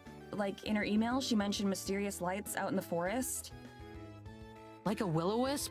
Aren't those actually real? You're the expert. You should know that, not me. Tara stares at me expectantly. I said that one in a yawn. I'm Yes, sorry. they're real, but it's just swamp gas.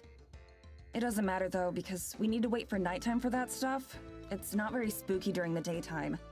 In that case, we definitely want to talk to the locals. See what kind of rumors they've heard of. That kind of thing. Right, that's definitely the smart thing to do. We both face towards the street we came down, where Morgan dropped us off with all the nosy people who just stared at us but wouldn't talk awkwardly. Or we could get some more establishing shots from other parts of the village. I like that idea. We pick a direction at random and start walking. As we head further into the town, it starts to get more lively, and there are more people around. That might just be the time of day, though. A couple folks shovel snow in front of their homes. A group of kids runs up and down the street, accompanied by a sagging basset hound. A woman wearing what appears to be an entire bear for a coat shuffles past us. Wherever we go, the villagers watch us unabashedly. No one makes any attempt to talk to us, and conversations fall silent whenever we come near. I wonder if there was some sort of order given not to speak to us, or if it just happens naturally. I try to force myself to ignore it. We're not doing anything wrong, we're just a curiosity. The only interesting thing about us is our out-of-townness. Morgan said that there are rarely ever visitors out here. It's not hard to imagine why. There doesn't seem to be much worth visiting. Still, if they're going to keep this up, it's going to make those interviews even harder to do. Tara taps me on the shoulder, nodding in the direction of some of the... Tara taps me on the shoulder, nodding in the direction of some of our observers. Is it just me, or is there kind of a creepy serial killer vibe going on here? Oh my god, can you not? Hey, I'm just kidding. Just trying to lighten the mood a bit. My reaction having ruined any chance at that, neither of us speak again. I unpack the camera again and film a few of the storefronts as we go.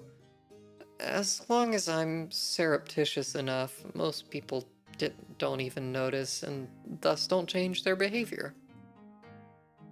Inevitably, whenever someone does see me filming, they tense up and just stare, ruining the take. It's like they've never seen a camera before. Maybe that's not far from the truth. One thing I have to give Eisenfeld credit for is that there's more personality in its construction than I thought at first. Most of the buildings seem to be people's homes, but it doesn't take us long to find a few stores here and there. The names are simple and plain, like you'd read in a tabletop RPG book. Hinkle and Song's Tailoring, a butcher shop named the Hardy Sow, that sort of thing. When we pass by a tavern called the Bushy Beard, I can hear Tara snickering behind Do you me. think they have barmaids? What? Like the sexy Oktoberfest kind? Do you think they have those here? Tara's words are so out of nowhere that it takes me a second to mentally process. This isn't a Renaissance fair, Tara. I'm pretty sure they just wear normal clothes to work. Tara's mouth gapes wide open. Wait, what? Back up. Ren fairs have sexy barmaids? Tara, you're telling me you do this for a living and you've never been to a Ren fair? What? I thought that would be your whole thing. What kind of trans girl who's into paranormal activity doesn't go to Ren fairs? What? Where else did you think they come from? I have no idea. I always thought those things were just full of boring stuff. What? Not at all. They have swordplay demonstrations or time period appropriate foods. Some local experts will give talks or lectures on certain topics, and Insane statement? What do you mean, insane statement? Is it my statement was insane or Tara's statement was insane? How can you be a T-girl and not like Ren Fair, right? Like, how can you be alive and not like Ren Fair? But especially if you're a trans girl, like that. Ren Fair is like made for us.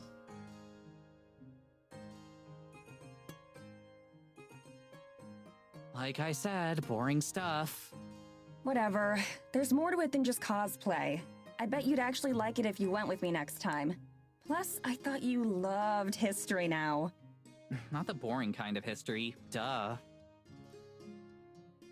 Bitch, you would be all over a Ren Fair. Also, there's titties everywhere, and you're so gay. Like, come on.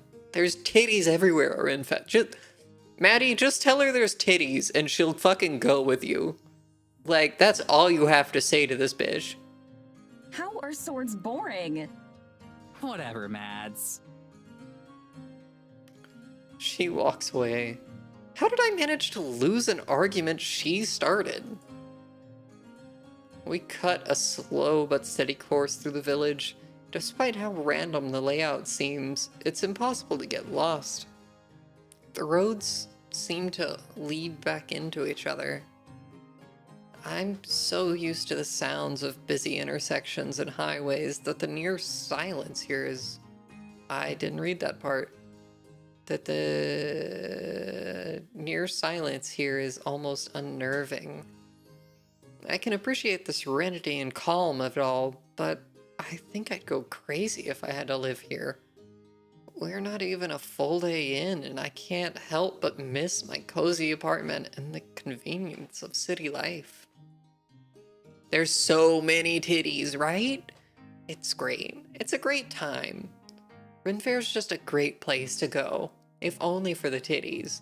Like, there's also so much other cool shit to do there, but mostly the titties. Did I tell you about the time I got told to look at someone's boobs to manifest them? No, but that sounds fucking great. Are you kidding me? Nano, you've never been to Ren Fair? Nano, we're taking you to Ren Fair. I don't know that you'll find a thick Latina there, but you'll find a thick something. I'm gonna resize myself. I want to be bigger on screen. Yeah, thick Latinas. I don't know if you'll, like I said, I don't know if you'll find thick Latinas there, but again, thick something. There's thick Latinas at your Ren Fair? There you go, Nano. Sounds like we just need to get you to Memories Ren Fair. Eventually, we take a path that brings us back to a familiar sight. The town square that we visited right after Morgan dropped us off.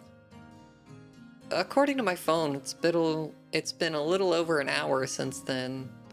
Still too early to meet up with Morgan for lunch. I guess we can't keep putting this off for any longer. I think I have enough of the town now. Do you want to start interrogating the villagers? Interviewing. What? I didn't even notice myself misspeaking. I must still have interrogations on the mind after meeting the mayor last night. Tara poses dramatically, hyping herself up for the camera. I'm not even recording yet. Time to put my game face on. As long as it's a game face that people want to talk to. Mads, when have I ever been anything but charming? She sighs. Yeah, I know. I'll keep it chill for these so we don't freak anyone out. But, like, how do we do this? Just go up to people and ask if we can chat? I guess. I don't have any better ideas. Next year I'm a cosplay my VTuber? Hell yeah, Memory! That'd be cool. That'd be super cool. You should definitely do that. Also, I think I need to come this way a little bit. My hair was going out of frame. Still going out of frame? I don't think so. I think we're good. Anyway. Boop-a-doop-boo. This is how we usually do it. Except usually people are more curious about who we are and what we're doing. Sometimes after introducing ourselves, there are even people who have heard of us. Bruh, that would be so sick, right? That sounds super cool.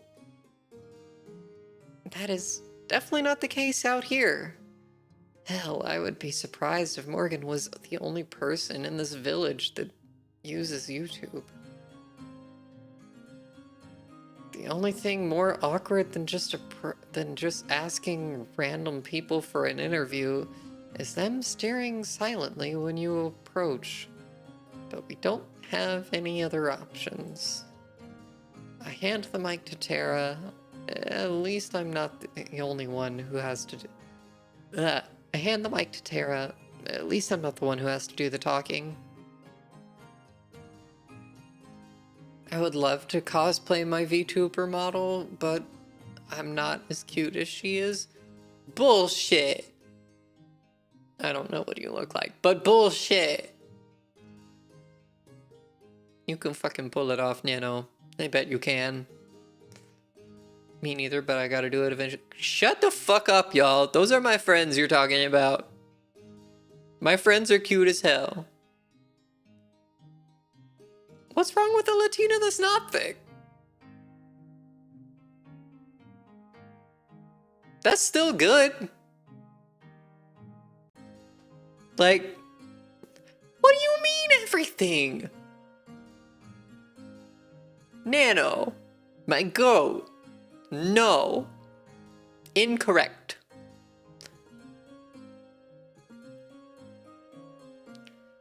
Latina's whole thing are being thick? That's not your whole thing. And I'm the one Latina who's not thick? You're not the only Latina. I've met plenty of not thick Latinas. It's fine. Tara stands there with the mic in hand. And stands You there. good? Yeah, I am. Just give me a sec, okay? Okay. She psychs herself up by stretching and taking a few deep breaths. The whole time, she holds the mic pinched between two fingers like it's something she just peeled off of her shoe. Have you met any thick Latinas? Send them my way. Well, I did just find out that there's a bunch of them in a place near Memori called the Ren Fair. So we should all just meet up at the Ren Fair. We should meet up at the Ren Fair by Memori. Maybe. Maybe we should meet up at a Ren Fair somewhere else, honestly.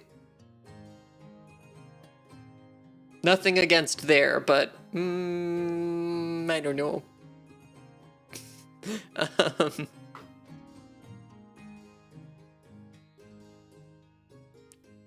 She psychs herself up by stretching and taking a few deep breaths the whole time. Oh, I just read this line.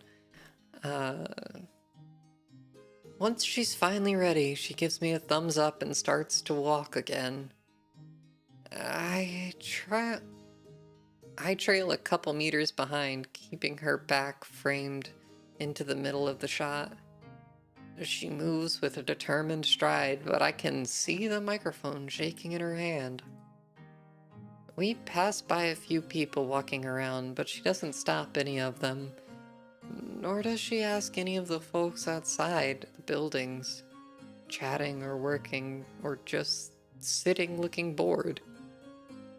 Just up ahead, a middle-aged woman smokes a cigarette, looking at nothing and no one in particular. It doesn't look like she's going anywhere, and she's not already in the middle of a conversation. She's the perfect candidate, and Tara must know it too. I wait for her to go up and introduce herself. I stand still and hit the record button, filming her approach. Except she doesn't. She walks right past the lady, whose gaze follows as she goes. I pause the recording and hurry to catch up, hissing Tara's name. I have to say it twice before she hears me and stops. What are you waiting for? We've passed like a dozen people now. Right, but none of them are the right one. Which one is the right one? You know it's impossible to tell. I'll know when I see them.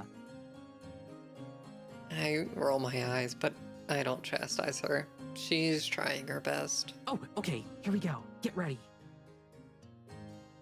I follow the line of her sight to figure out her prey, an older man resting on a bench nearby. Broad-shouldered with a long beard, he looks like a stereotype of a lumberjack. Like the previous woman, he stares vapidly off in the distance, thoughts clearly elsewhere. Once again, I plant my feet and set up the shot. I make micro adjustments to the focus until I get it just right. The rest is up to Tara. Slowly, Tara approaches the man. Either he doesn't see her coming or he ignores her. She glances at me for reassurance, which I give in the form of a smile and a nudging motion, telling her to get on with it. She clears her throat, grabbing the man's attention. He turns to her slowly and eyes her suspiciously. Then he notices me and the camera, and he tenses up. Not off to a good start. Tara talks quickly, trying to explain the situation. Hi there, my name's Tara Brick. My friend Maddie and I are visiting from out of town doing a report on Eisenfeld. I was wondering if we could ask you a few questions. Report? What kind of report? He relaxes a little bit. The man rubs his eyes warily, peering back and forth between me and Tara. I wish he'd stop looking directly into the camera. I slowly start to move laterally, trying to frame the two of them better, but he keeps shifting on the bench to watch me. It's an investigation on the supernatural. Rumors, ghost stories, that sort of thing. We've heard a lot of legends about Eisenfeld, and we're looking into them, trying to figure out what's true and what isn't. Figure out the truth, huh? The man mutters darkly, his beetle-browed eyes still flipping between me and Tara. Chews his lip while he thinks about it. Something about his face strikes me as odd, but I can't figure out what it is. It's probably just a trick of the camera or the light. Well, alright. I suppose I've got the time. It takes Tara a beat to respond. We were both sure that he was going to tell us to bugger off or worse. Great, thank you. So, can you tell me about Eisenfeld? Just what is life like here? On an average day? That sort of thing. Clearly, she didn't expect to get this far, and asked the first thing that comes to mind. She offers the man the mic, but he just stares uncomfortably until she retracts it. Right, well, it's a good little town. Good and proper. Quiet. Real quiet. That's what I like about it. None of that city business. No noise and bustle. Out here, it's just you and nature. That suits me just fine, it does. So you're from around here then? Spent your life in Eisenfeld? Born and raised, and God willing, I'll die out here too. Never thought about leaving, never had a reason to. Great, great. So then I'd imagine you know all about any local legends, right? About as well as anyone. Any old village has got its stories. If you believe them all, there's goblins in the woods, trolls in the mountains, and who knows what else elsewhere. Of course, it's only children who believe in those. So you've never seen anything weird yourself? Nothing unexplainable? Weird like what? By now, the man has abandoned looking at Tara entirely and instead focuses on the camera, his eyes looking strangely focused. One of our friends here mentioned something about a big forest spirit, like a walking tree kind of thing. He sits up from his slouch, finally turning to face Tara. What friend of yours might that be? She's from around here. One of the locals. Even though we gave her a shout out in one of our videos, Tara's reluctant to name Morgan as our contact. It makes sense. Our neighbors surely feel different about us than our viewers do. I'll bet it was the Fisher child, wasn't it? If you know what's best for you, you'll steer clear of her. Nothing but trouble comes from that one. Nothing at all. Tara and I exchange a glance. Seems her thoughtfulness was irrelevant. At the same time, I'm suddenly a lot more interested in what this guy has to say. Why do you say that? It feels like a strange violation of privacy to be asking this stranger his opinion of our host. But if she's notorious enough that anyone on the street knows of her, then perhaps we're better off knowing why. Spitting into the snow, our subject stands and turns his back to us. There are some questions you ought not be asking, miss. I'll be going now. Enjoy yourselves. He lumbers off into the town, though I don't watch him for very long. Questions we ought not be asking, huh? I'm not sure if that's a threat or not. For the sake of my anxiety, I'll try to tell myself it's not. I join Tara on the bench, doing my best to avoid the puddles of melted snow. That was something. That's putting it nicely. I don't know what that was either. Maybe Tara's right. It was something. You get it all? She taps 2 fingers against the camera in my hand. Of course. All 2 uncomfortable minutes. I wasn't given a lot to work with there. I replayed the recording with Tara leaning over to watch along with me. It's not any less awkward the second time through. Well, we already knew we need to talk to a few different people. Just got unlucky on the first one. Know what I mean? Tara stands up, but I remain seated. Still need another minute? I don't say anything. I'm trying to think of what to say. Hello, Earth to Maddie. Please respond. I'm thinking. My voice is too harsh and snappy, and we both know it.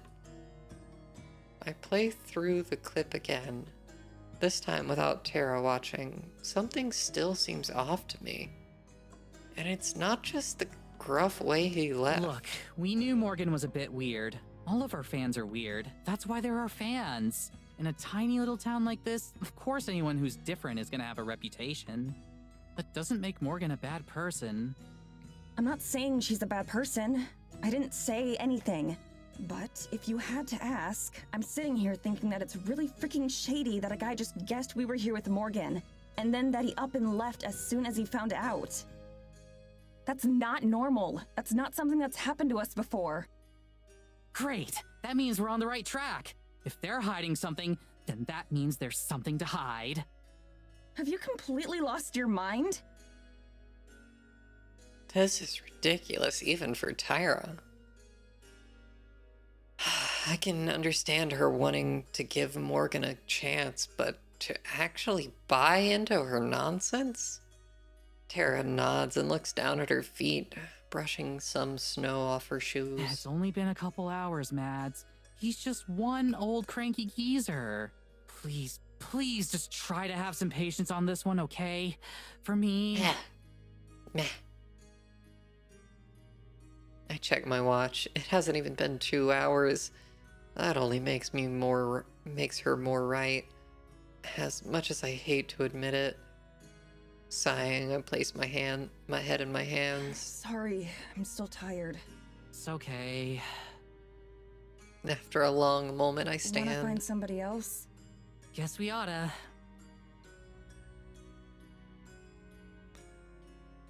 We traipse wordlessly through the town a bit more. I keep the camera stowed. I'll set it up when we find someone. Now that we've been burned once, I start to understand why Tara is so reluctant to speak to anyone. What once seemed like people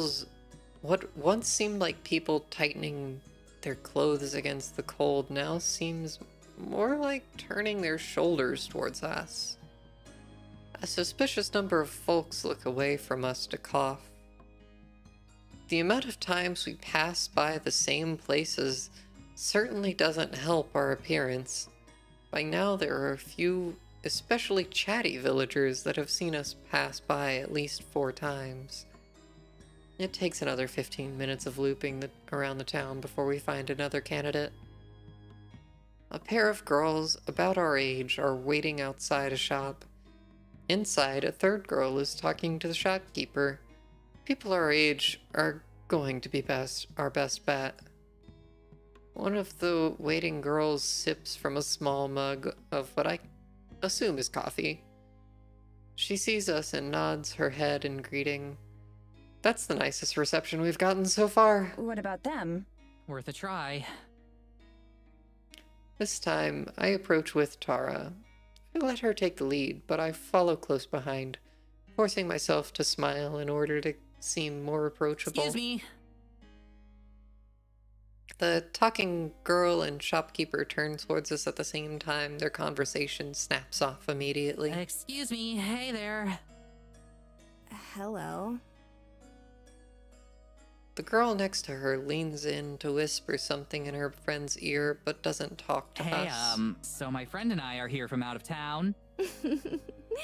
We know. They both giggle to themselves. We're filming a documentary sort of thing about Eisenfeld, and I was wondering if I could ask you some questions. Eisenfeld?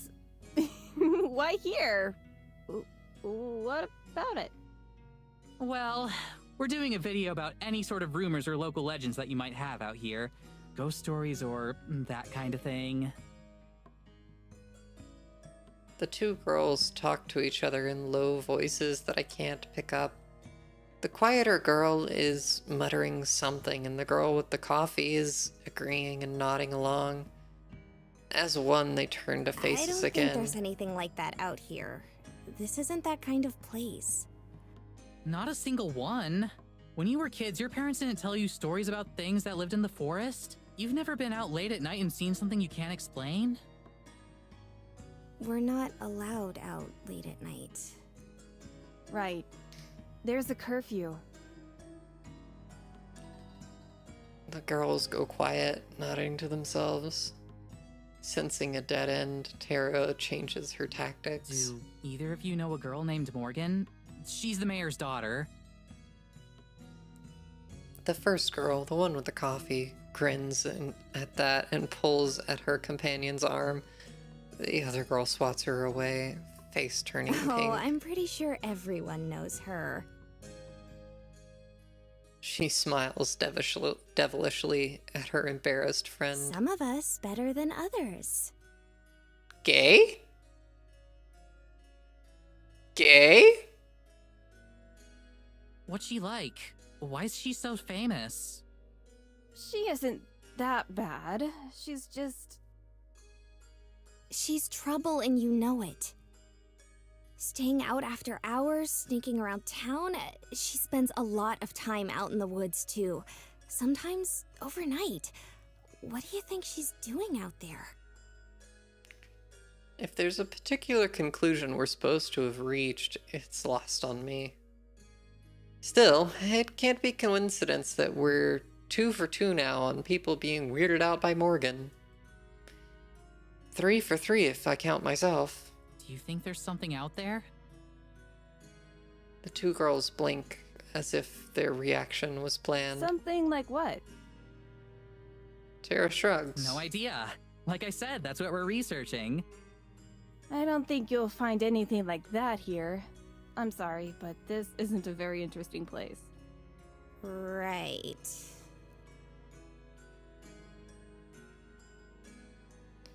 I stride away, leaving her behind.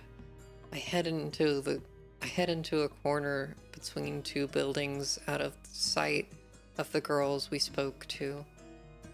Tara catches up and leans against the wall next to me. That didn't go much better. Really? You think? Was it just a coincidence that these 2 other random people we met happened to have the same opinion of Morgan as the first? She didn't tell her mom, the mayor of the whole town, that we're going to be staying in a cabin that her mother probably owns. For a month.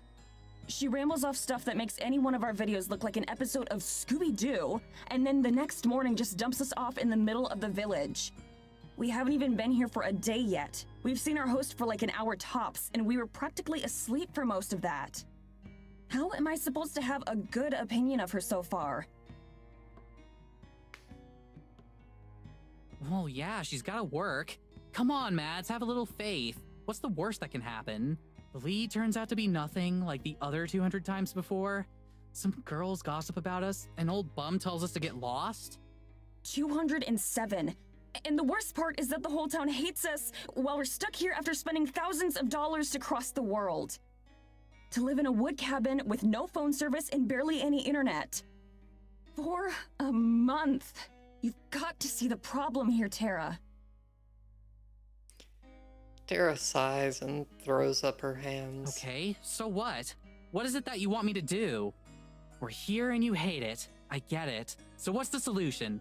What is it you're hoping for here? Like I said before, let's just deal with it. Make the best of it we can, and try to have some fun. That was the whole point of this thing. It was supposed to be fun.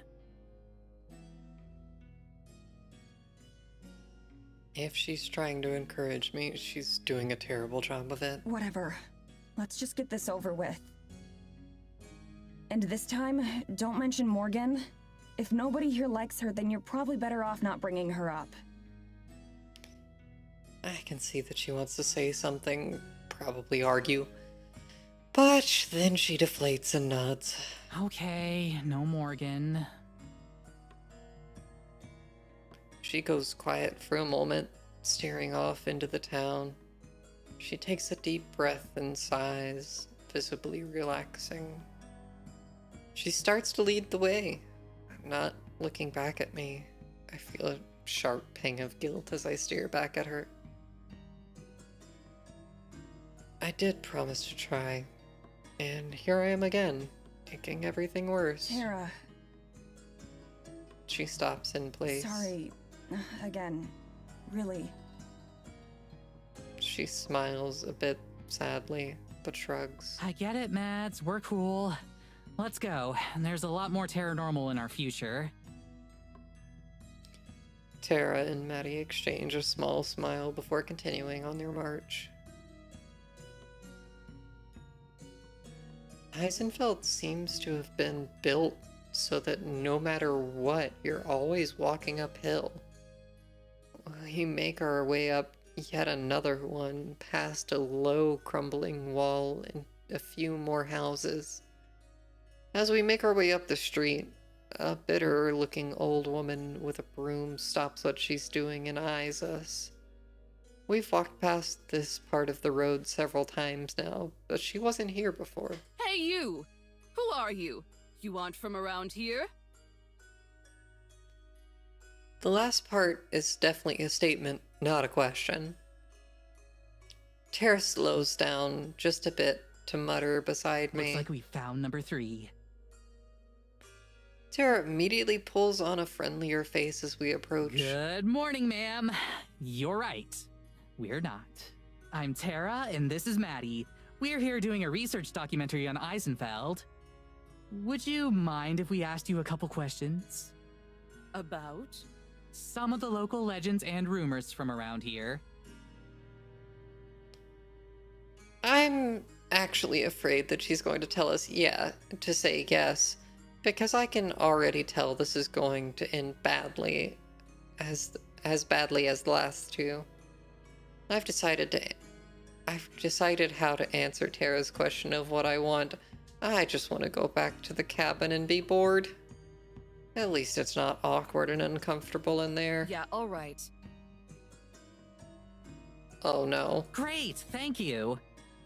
So, we've been hearing a lot about stuff out in the woods, like... You are? Who told you that? We've been interviewing a few people this morning, and it's something that came up a few times. Stuff like lights, strange noises, that kind of thing. Have you ever witnessed anything like that? Never. She looks around again, then steps just a little bit closer Look, to us. I'm going to tell you this now for your own good. No one around here wants any trouble. We all just want to live our lives in peace. That's what Eisenfeld's all about.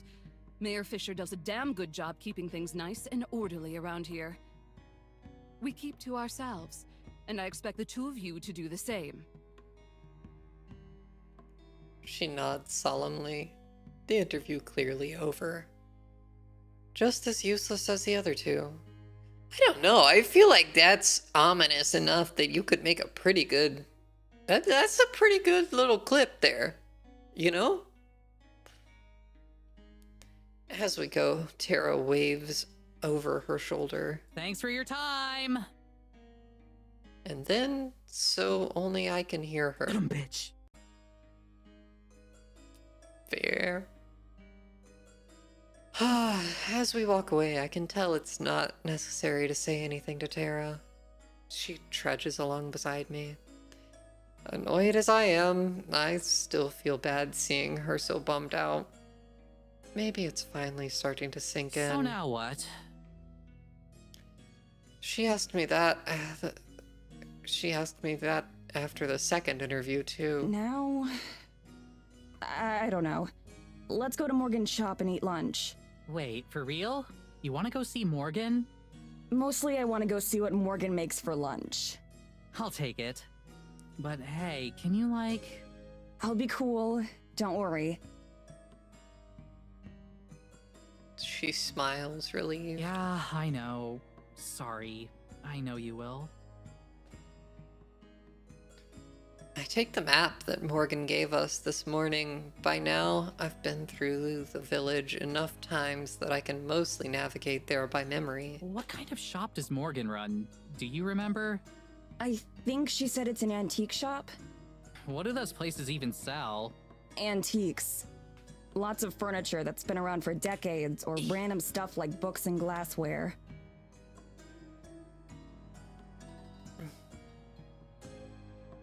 That's oddly specific. My mom's into antiquing. She always says you never know what you'll find. Beep, bop, boop. We should do an antique episode of Terranormal someday. We can have your mom on as a guest star. I'm sure she'd love that. Do you think Morgan sells anything really out there? Like a possessed baby doll? Or a cursed sword? Who would want to buy those kinds of things? The same people who go to Ren fairs. She got me. I can't help but laugh. Tara grins, enjoying the feedback. Come on, Mads. Every good horror story starts out with buying something fishy from the local antique store. Maybe she has a special section for items with an ancient prophecy about them. We're specifically trying to avoid the horror story scenarios, remember? Oh, right. Yeah, I guess that would suck to live through. Okay, what if she lets us interview her talking cat instead? That's like a whole episode's worth of stuff right there. The internet loves cat videos. That one could go viral. That's what I'm saying. Oh, we should prep a list of questions for it before we get there, so we know what to say. Ask it which brand of cat food tastes best. We can sell the video rights to that company. Come on, I'm serious. Oh, wait, what? What? You seriously think that cat is going to talk? Kara shrugs, looking like she never questioned the We're idea. just trying to be prepared.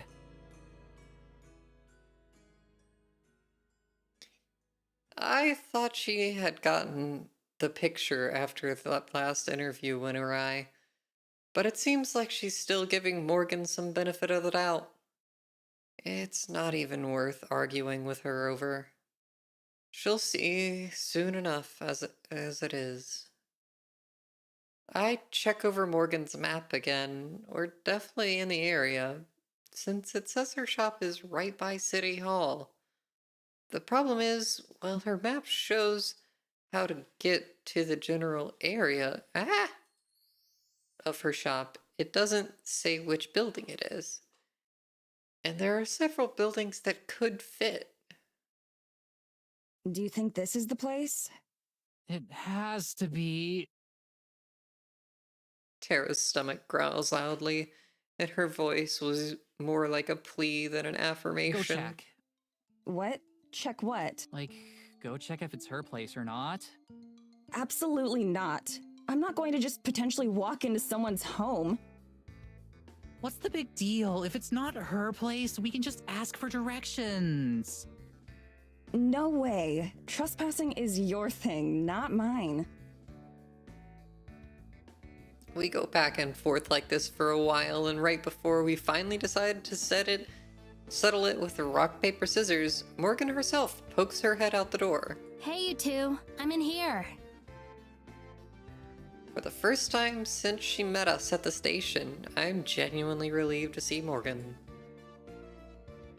Morgan holds the door open, a book under her arm, and a cup of coffee in her free hand.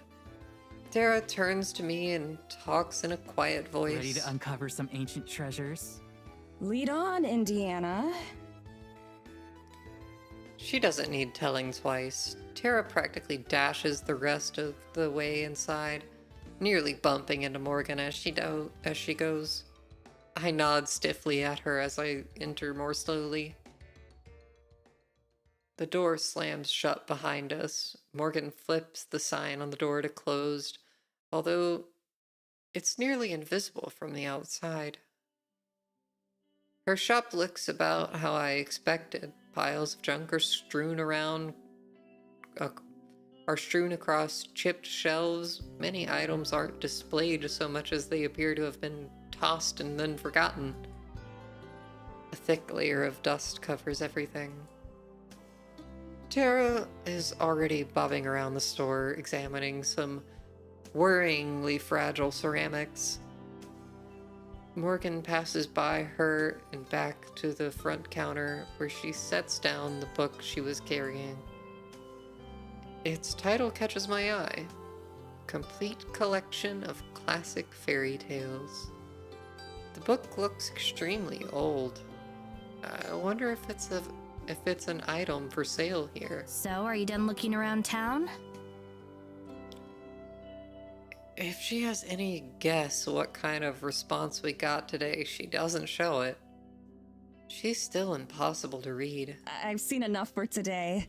Can we still take you up on that lunch offer? Sure thing. I've got something on the stove already. I figured you'd be coming over soon. Ba-da-ba-da-ba-da. Stove? Your store has a kitchen? Yeah. I have a living space set up in the back since I sleep here most of the time. Feel free to look around. I'll be... Fuck me. She disappears behind a curtain leading to another room, leaving us surrounded by treasures. And when the whole town feels like an antique, a rocking chair with a few pieces of farming equipment probably aren't the biggest draws. I'm surprised she's even able to keep the place open. Tara's enthusiasm doesn't seem to have dimmed a bit, however. She takes time to examine each piece, turning it over in her hands like she's appraising fine At art. least one of these is probably cursed. Oh yeah, definitely. It's probably the grandfather clock over there. No way, that's too easy. And even if it is cursed, it's probably something lame like making your toe hair grow twice as fast. But this, well... Tara takes an item off the counter, holding it close to her chest. It's a lamp, but the stand is 3 very realistic-looking pigs standing on top of each other.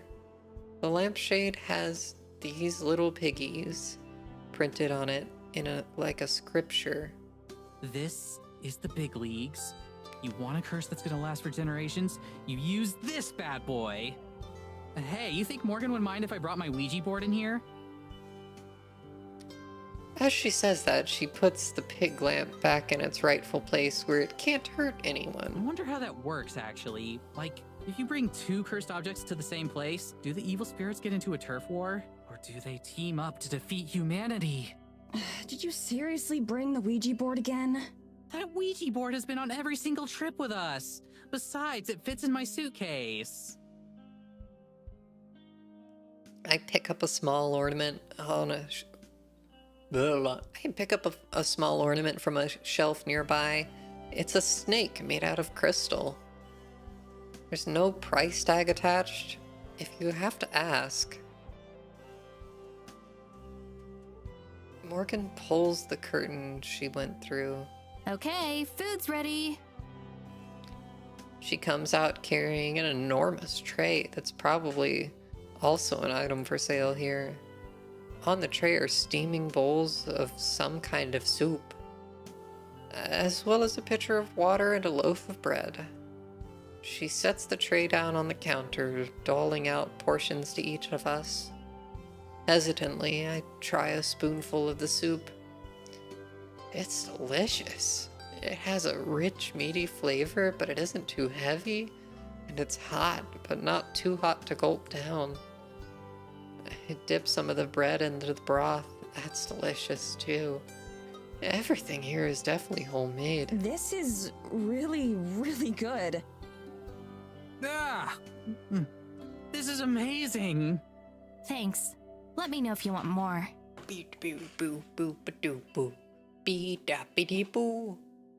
Nino, are you still watching? If so, when are you gonna start streaming? Have you already started streaming?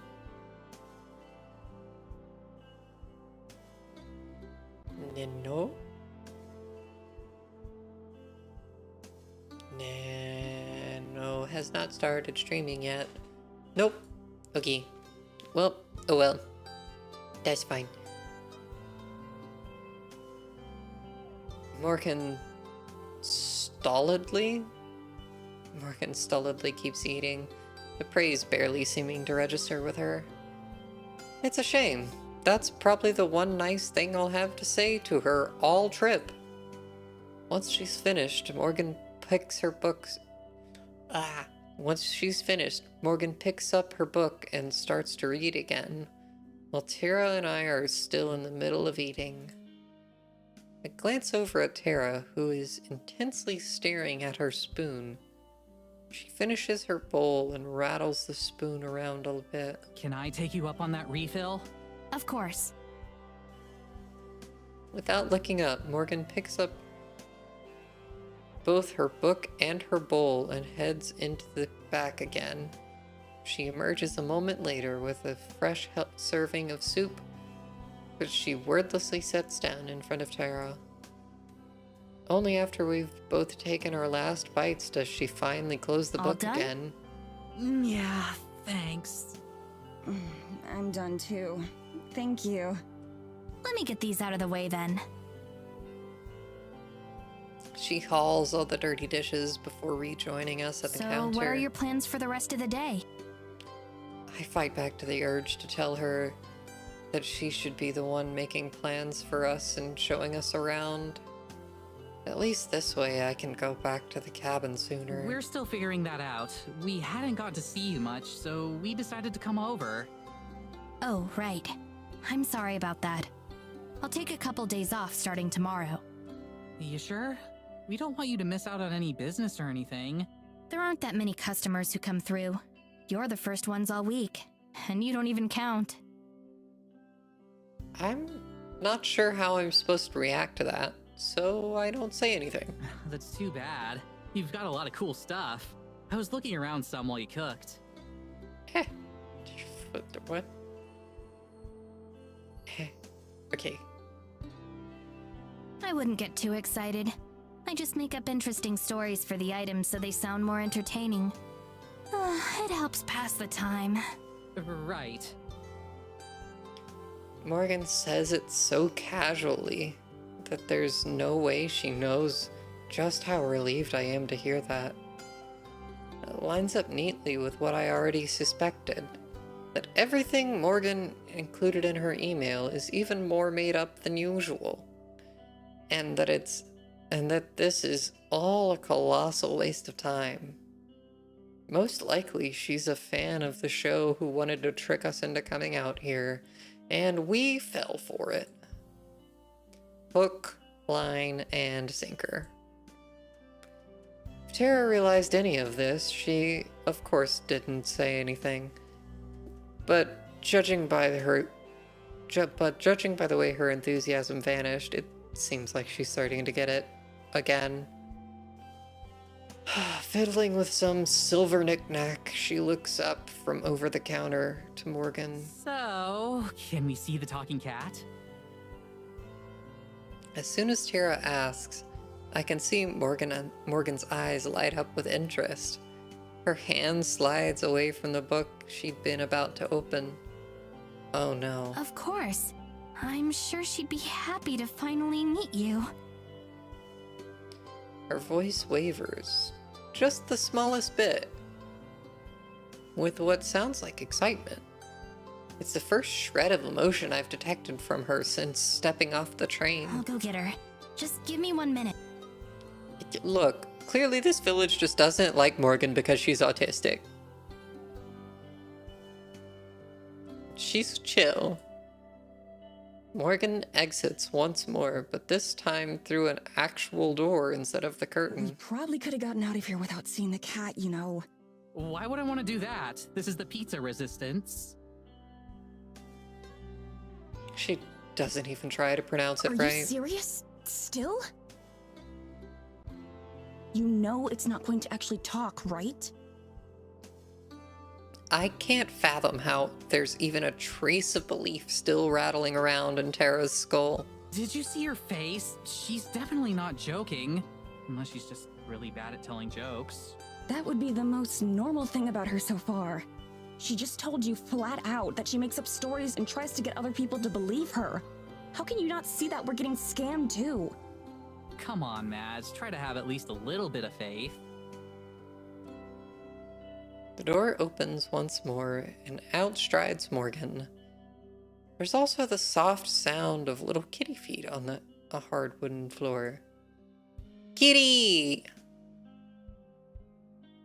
Morgan's supposed talking cat emerges. She's I am gonna scream. I keep accidentally right-clicking. She's a fluffy white cat with bright blue eyes. Talking or not, the cat staring up at me is undeniably beautiful. Its white fur seemingly glistens like snow, and its eyes are piercing azure blue. Tara leaps from her seat and crashes to her knees. The cat doesn't flinch at all, despite the commotion. Oh my god! I love her! I love her so much! Honestly, such a valid reaction to seeing that cat. That's a majestic cat. She looks up at Morgan, eyes as wide as dinner plates, and fingers wriggling. Can I pet her? Please tell me I can pet her. Shayladora, can she pet you? That's a cool name. The cat doesn't say anything, of course. It does rub against Tara's waiting hand, though. causing her to let out some sort of mix between a coo and a sob. I can tell Tara just got her money's worth out of the trip. Go on, say something. These are the two I've been telling you about. Tara, Maddie. Morgan gestures as if introducing us to her. She looks between the cats and us expectantly. Seeing its master's attention, the cat goes from nuzzling Tara's hand to nuzzling Morgan's leg close by. She meows happily. The cat, not Morgan. Come on.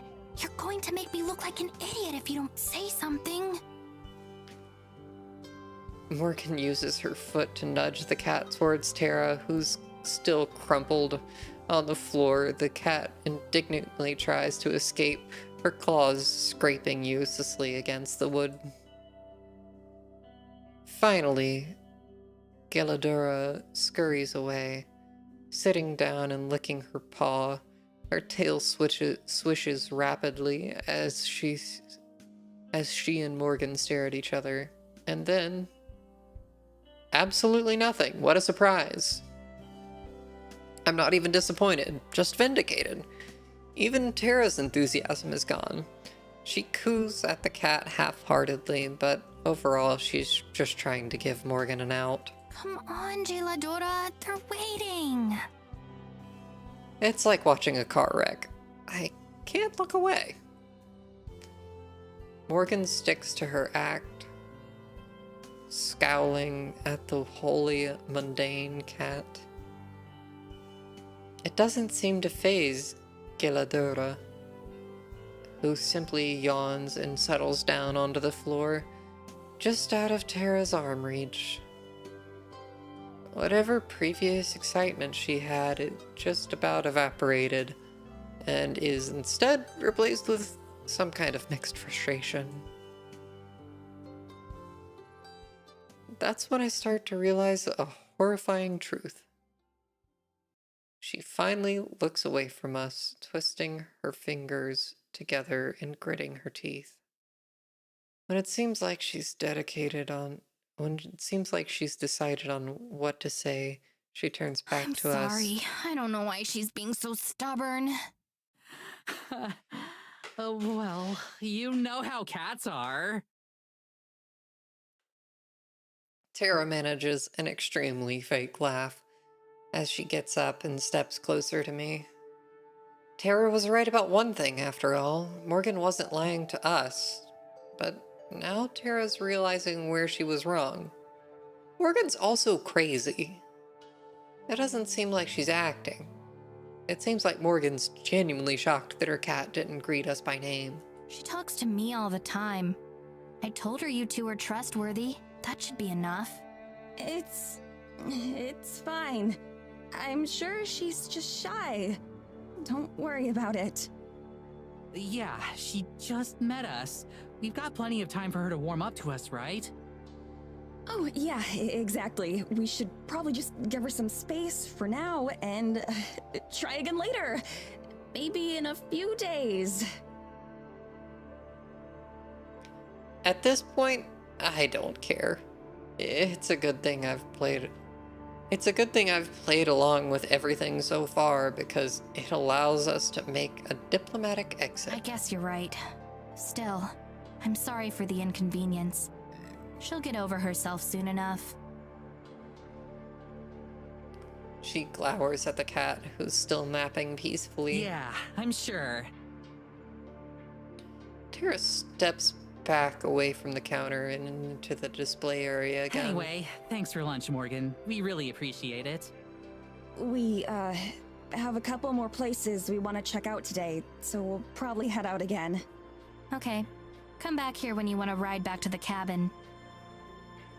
Her expression is back to unreadable. Right, sure. Thanks so much. Good to meet you. Tara waves at Galadora, whose ears twitches, but otherwise can't be bothered to acknowledge us. The heavy door slams shut behind us as we step into the cold. I wonder if Morgan will remember to switch the sign back the other way.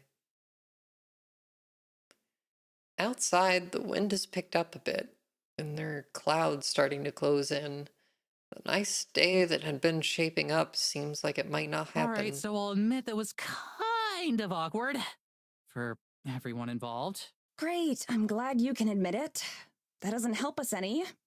Next time we see her, we just won't bring up the cat. Hopefully she won't either. We can just pretend it didn't happen.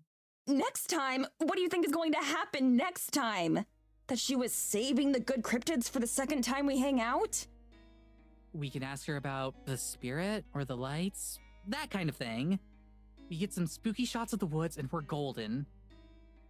We are pros at making that kind of content interesting. Usually we have at least something to work with. She made it up. There is no dark side to this sleepy, boring mountain town. It's just a boring mountain town, and she pretty much straight up admitted to that. I don't get how you aren't as upset about this as I am.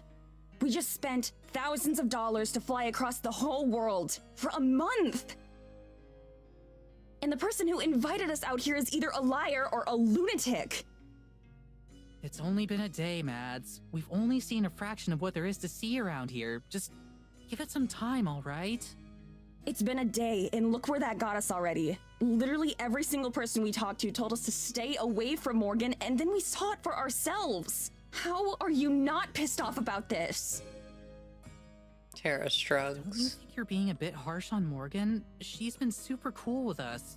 Like, okay, yeah, the cat thing was weird, but it's not like she tried to hurt us or anything. I start to shake my head, forcing myself to cool off. I keep getting too worked up over this. Snacks! Hi, Snacks! How are you, Snacks? How you doing? I can't tell if Tara's being intentionally stubborn or what, but technically she's the one who bankrolled this whole trip, and I'm still getting paid for my time here. So if she's not upset about wasting all of that time, then fine. I'll meet her at the train station in a month and she can do what she wants. I'm okay, he's a little overwhelmed trying to set stuff up. What are you trying to set up? You need help? If it's like stream stuff, I can help you set some stuff up. I'm doing good though. I'm kind of tired, so I don't know how much longer I'm gonna be streaming. I told Nano I'd be streaming for like 3 hours, and it's been like 2 hours and 45, and Nano said she'd try and start her stream right before I ended, so I'm kind of just waiting for Nano to go live, and then I'm gonna call it a night. ITO? Okay. Okay. I don't know what that means. Or an LTO? I don't know. I don't know what that means. You'll get it though? Okay. I don't need to get so bent out of shape. Okay, you're right. Maybe she's fine. Anyway, I'm gonna go back to the cabin. Are you coming with me? Wait, already? Yeah, I've got enough to get started. Plus, I need to unpack. Oh, okay. You gonna ask Morgan to hitch up the carriage? No, it's fine. I'll walk. You sure? Yeah, I seriously don't think I could get lost in this place anymore. She seems uncertain, probably because of my sudden mood swing. Okay, I'll probably do another lap around the village. Maybe get Morgan's input on some stuff. Okay, see you later then. See ya. I turn and walk away so I don't have to see her staring at me like a lost puppy. She'll get over it. As I head through the town, back towards the path that will lead us to the cabin, I walk fast and look down for most of the way. Nobody tries to stop me or talk to me, and if anyone's staring, then I don't catch it. The trip back to the cabin is easy, even though it takes me around half an hour on foot. If nothing else, I should be in pretty good shape from all the walking by the end of this trip. I spend the whole walk fantasizing about home, my comfy bed, my film collection, our cat BT. Well, technically he's Tara's cat, but I take care of him for the most of the time. Speaking of cats, I wonder how Tara will explain to Morgan why she's on her own. Well, that's her problem, not mine.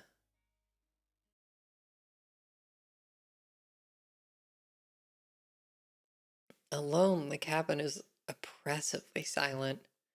Turn on the heater partially just for the white noise. Soon its rumbling fills the air. I grab an apple from the small bowl of provided food, and then head into my bedroom, setting up my laptop in the bed next to me. I usually try to watch a film a day, but it's difficult when I'm traveling. Now's the perfect time to catch up, though. I open my library and start scrolling through, looking for something I haven't seen before, ideally a comedy or something, or at least something with a happy ending. I've just gotten through the L's when there's a knock at the front door. I nearly dropped my apple. Who would be knocking? Tara and Morgan both have their own keys. The knocking comes again just a few seconds later. Whoever's out there is super impatient.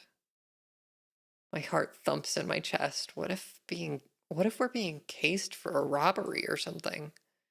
I hide my laptop under the blankets as I hurry into the living room. There's a third knock right as I reach the door, and I peek outside to see a shock of an orange hair. It isn't Morgan, but instead her mother. I open the door right as she prepares for her fourth knock. Just how fast does she think I can walk? Good afternoon. Good afternoon. Madison, was... That's right. I'm coming in.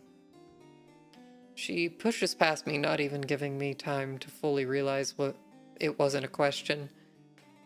Well, I guess she does technically own the place. Inside, Evelyn surveys the area slowly and impassively, as if judging our taste in luggage and belongings. How can I help you? I wanted to make good on our promise from last night to talk. Please, have a seat. She moves some stuff on the couch, gesturing for me to sit. I obey, too taken aback to do anything else. How has your first day in Eisenfeld been? I trust you found everyone very accommodating and everything to your liking? It was fine. Everyone's been very kind to us. I wonder if she'd be surprised at how the villagers treated us. It seems better just to pretend everything went well for the sake of not offending our host. Where's the other one? The other... what? The other one with you, Tara. Oh, she's still at Morgan's shop, I think.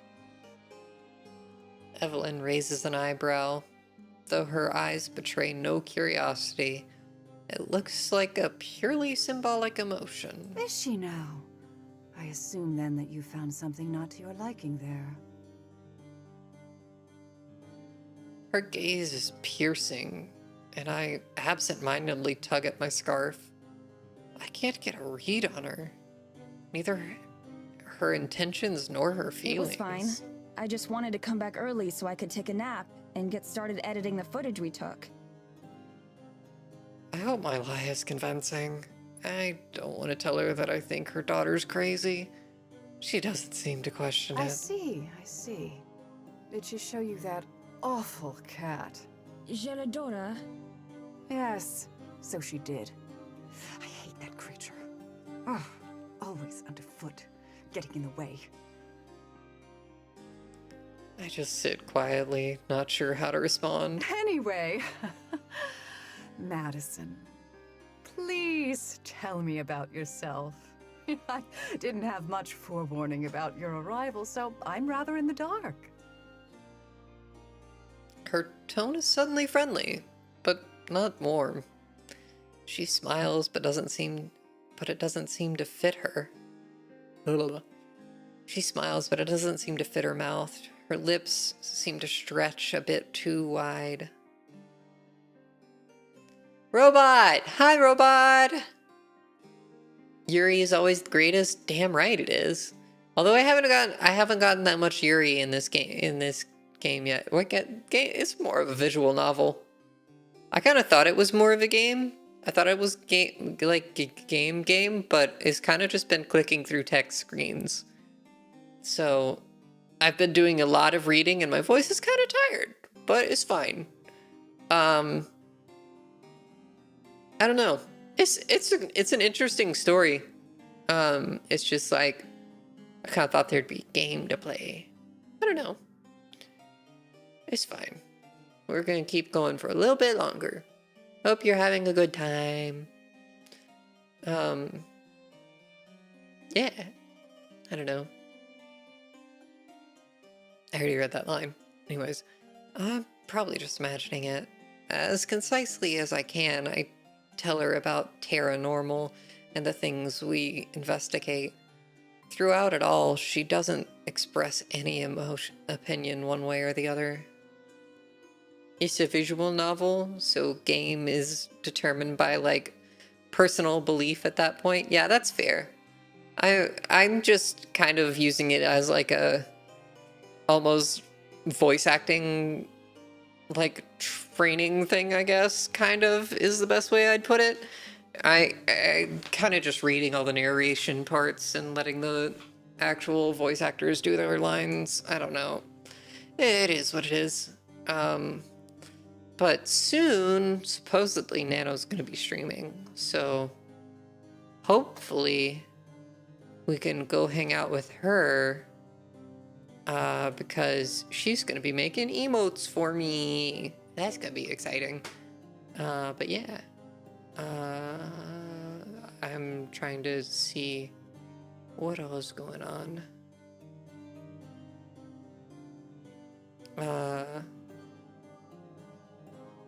Hang on. Maybe I'll join. I see Nano in VC, but I don't see her streaming. I don't know. Anyway.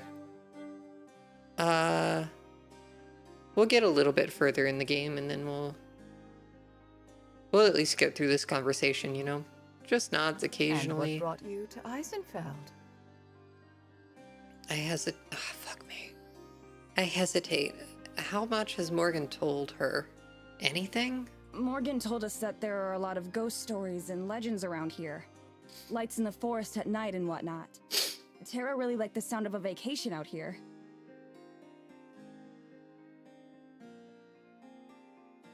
Evelyn sighs deeply. It's jarringly melodramatic after her total apathy during my explanation. Piloteroni? Lucky Raid? Lucky! Hi, Lucky! Hi! We're, like, how's it going? How was your stream? Let me do a shout out thing. Shout out. No. Shout out at Lucky Moon. I'm only gonna be going for a little bit longer, but thank you for the raid and thank you, welcome streamers. You're not streamers. Lucky's streamer, but I mean you might be streamers. I don't know. But welcome raiders. Yeah. Thank you for joining. We're doing this visual novel. I kind of thought it was more of like I was kind of expecting it to be more of a game than a visual novel, but that's on me. So it's kind of just like me voice acting the narration lines and then going through all that. So anyway, I hope you had a good stream. I hope you had a good time. Evelyn sighs deeply. It's jarringly Also, my brain has turned to soup and my voice is starting to go. because we're almost 3 hours into the stream and I've been talking this whole time. So my everything is just kind of bleh. But anyways, we're gonna be heading over to Nano soon. So Evelyn sighs deeply. It's jarringly Oh my god, why can I not say jarringly melodramatic in a sentence? It's jarringly melodramatic after her total apathy during my explanation. That daughter of mine. Always lying and making up ridiculous tales.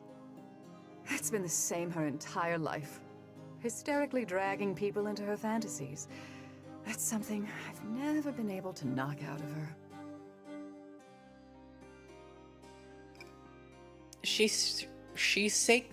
Oh my gosh. She shakes her head sadly, standing up from the chair she'd been occupying. I'm sorry to say that, well, you're simply the most recent victims of her lies. It's a pity, but you won't be finding anything like that out here. Besides, it's dangerous to go into the forest, especially at night. And we wouldn't want anything to happen to you after all. After all, that's why we have the rules that we do, for the safety of everyone. I hope you'll enjoy the rest of your time here in Eisenfeld, though, as disappointing as it might be. It's nearly the exact same thing the people we interviewed in the village itself said. It's almost like they rehearsed the answer in advance. With long, deliberate strides, Evelyn crosses the living room to the front door. I'm sure I'll see you again. She doesn't wait for me to respond. She just leaves, slamming the door shut behind her. I sit in silence for a while, unsure what to make of it all. Morgan's own mom thinks she's as ridiculous as I had suspected the whole time. That's pretty damning. Though I doubt it will change Tara's mind about anything. I'll have to let her know when she comes home. I stand up and head for my bedroom, passing the chair that Evelyn had been sitting in. As I go, for a moment, I swear that I feel a breeze, frigid and cold. But the moment the thought crosses my mind, the sensation is gone, like it was never there. Shivering, I return to my warm bed and laptop, and to a long overdue break.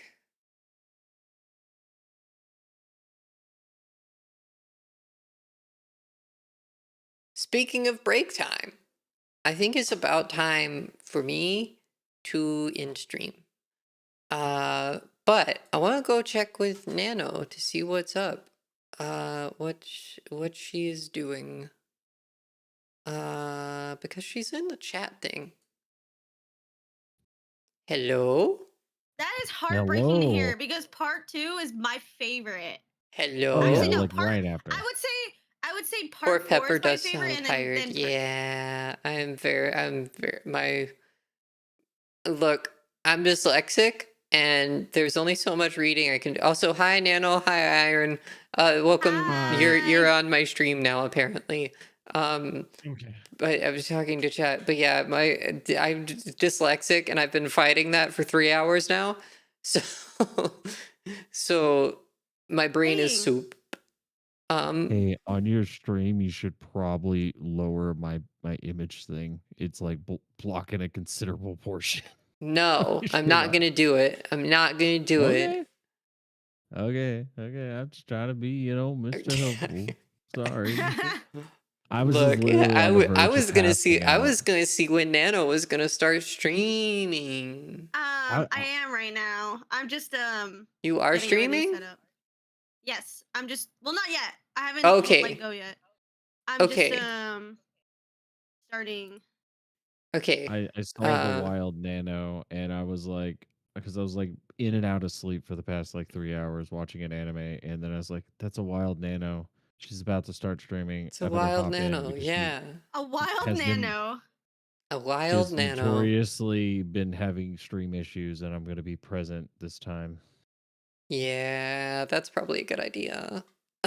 Lupus was having issues earlier. Oh He yeah? sent me a message. Yeah, he huge latency Dang. issues, but a lot. I had like a whole bunch of Interesting. different people who were trying. Like I had like 2 other people who were trying to stream had the same exact issue. Oh, maybe mine's gonna be all messed up too. Interesting. Let's see. I was Mine's been able to fix fine. his. I can fix yours.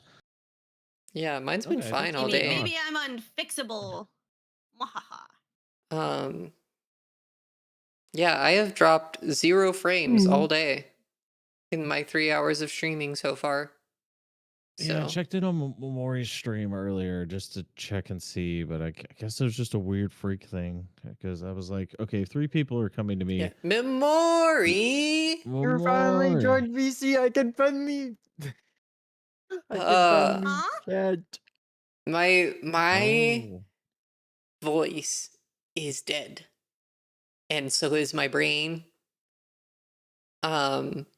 So I need Nano to start streaming so that I can end I mine. don't know if I'll be able to stream. It's doing the same thing as last time again. God damn What's it! it doing? Cool. Ah. At the same Hold time on. as same What thing is as it last doing? time.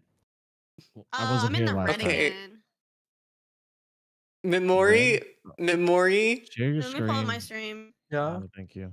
I think that might kill my stream even I'm more. gonna mute Discord It'll be for fine. now. Let me pull it up Can on you mobile. let me know in chat what? Oh wait, I see Nano. I see a wild Nano streaming. Don't do it though. It's like not working right now. Okay. Well, Memory, can you let me know in chat when they get this figured out? Yeah, I got Okay. you.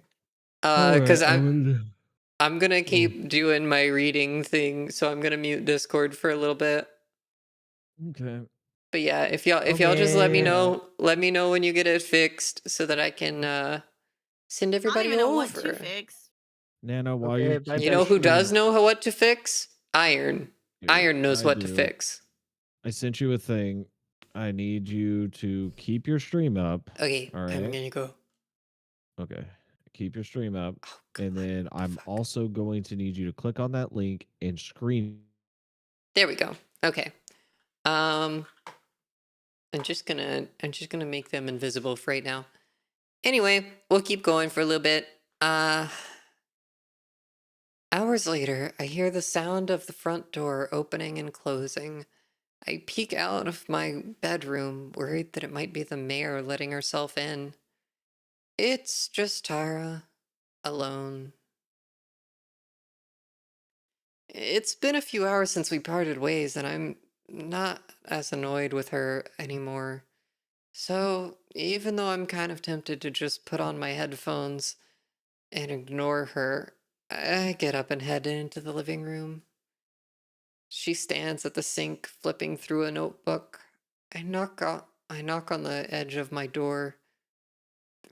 I knock on the edge of my door frame as I enter so that she can hear me Hey. coming. Save! Hello! Welcome! Yeah. Hi, Silver. Welcome, raiders. Thank you. Thank you for the raid. We're playing this sort of visual novel, and I am Pepperoni, your personal panda possum, variety streamer, all that. My brain is soup. My brain is soup right now. So I'm sorry if I am a bit slow. But anyways, you were playing through Deltarune Chapter 4, and you need to finish your sopping? Oh no! Is it sad? Or is it like, is this sad? Sad? Or happy sobs? Or what kind of sobs? I don't know, I've not played Deltarune yet. Sobbing, I get, I hear you. But yeah, I hope you'll find out. Oh God, I gotta play it if I'm gonna find out. I'll find out eventually, I guess. I've got so many games I need to play. Deltarune is on that list, but there's a lot on that list. But anyways, I kind of doing like mostly Yuri games this week. Because I wanted to. It's Pride Month, and I wanted to have Yuri Week, so that's fun.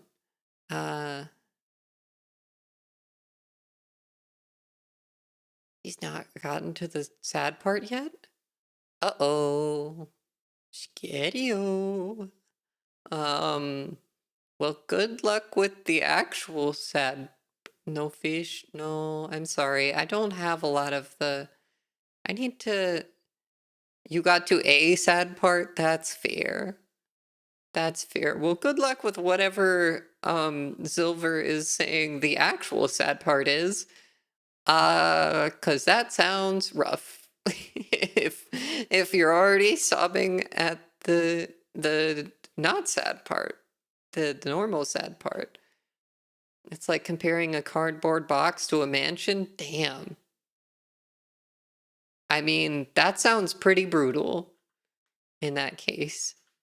But anyways, this is like a visual novel. So they're in like this sort of small mountain town with like weird shit going on in the woods. They make a like show about paranormal activity on YouTube. And this one is Maddie. This one is Tara. Maddie has said she's going to stop working on the channel after this project.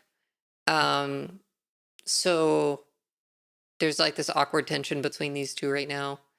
And everything here is a little bit creepy, as you would expect with a paranormal show, I guess. But also the whole town is like trying to. He's sitting here like I know the part. Yeah, it's fine. It's fine. But yeah, enjoy the Yuri while I cope emotionally. That's totally fair. If you need to raid and run so you can go find some comfort media or something, maybe some popcorn or a sweet treat, go for it. You are totally good. Thank you very much for the raid. Or you can stick around. I'm just playing this game, and I'm reading the narrator lines and the two main characters. You're gonna go to sleep because it's 6 a.m. Oh God! I forgot you were in Europe. Yeah, you should probably go to sleep. Oh wait, no, that was you, not Save. Okay, I thought that was Save saying you were streaming at 6 a.m. That would be intense. But yeah, Silver, definitely go to sleep. But thank you for joining with the raid, and thanks for hanging out in chat. Yeah. Memori, how is Nano doing on the? How are Nano and Iron doing on the thing? 'Cause my brain is soup, and my voice hurts. But Aniva. Hey. Rather than looking at me, she just keeps reading her notebook. Well, pretending to. There's no way she could actually be reading as fast as she's turning the pages. I decide not to call her on it. No point in starting another fight. How'd it go? About the same. Is that good or bad? She doesn't respond. She must be really upset about this morning. It's not like she's being unreasonable. Now that I've had some time to rest and recuperate, I feel kind of bad for being so harsh towards Morgan. Morgan's mom came by earlier. That gets her attention. She shuts the book and turns around. Gotcha. Really? What for? Just wanted to introduce herself. I told her a bit about who we are and what the show's about. What did she think? I don't know. She didn't really say much. She was really weird. Like in a different way than Morgan. She seemed really intense, I guess. What I mostly remember is how she was glaring the whole time. It never seemed like she was anything other than angry about something. Smugly, Tara holds up the notebook she was just I perusing. know you're gonna call BS, but Morgan was telling me a lot of stuff about her mom. Like, some seriously crazy stuff. You wanna read it? She offers me the notebook. It hangs limply, a giant frown in the air. She's used to that thing. She's used that thing for so long that it's lost all its rigidness. I shake I'll my take your head. word for it. I've heard enough crazy stuff from Morgan for one day. I don't need to hear her theories about her mom is actually the spawn of Satan or something. Figured. Jelly beans! Hi, Jelly beans! How are you, Jelly beans? I'm doing pretty good. Aside from the fact that my brain is soup and my voice is kind of starting to hurt, but we're gonna keep going. We're gonna keep going until Nano's ready. So, we persevere. It's okay. Yeah, it'll be fine. It's just because this game has a lot more reading, and like I'm having to like read those lines out loud. So like it's I have dyslexia, and uh like so I'm having to focus really hard, which is why my brain is soup because I've been going for 3 hours and 13 minutes and 4 seconds. Um but yeah. And then my voice is hurting because I've been talking a bunch the whole time because I'm doing the lines. So yeah, it's fine. It'll be fine as soon as I need food. Fuck, that's probably what it is. All I had today was a grilled cheese. I should probably get food.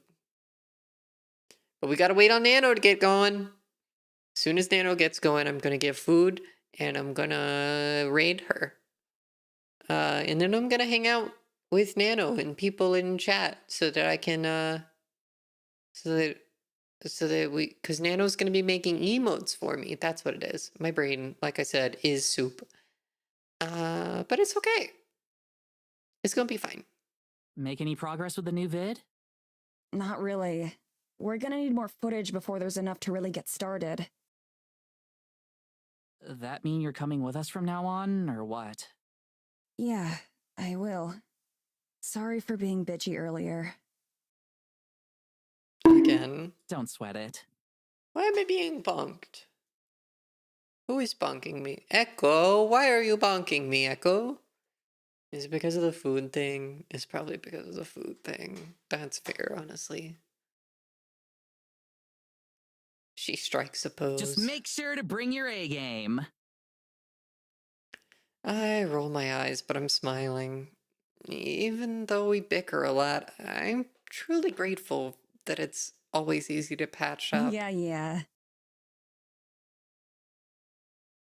You read my profile every time you're here, and you always smile when I read lesbian because it's hard to find anyone in the LGBTQ community on Twitch.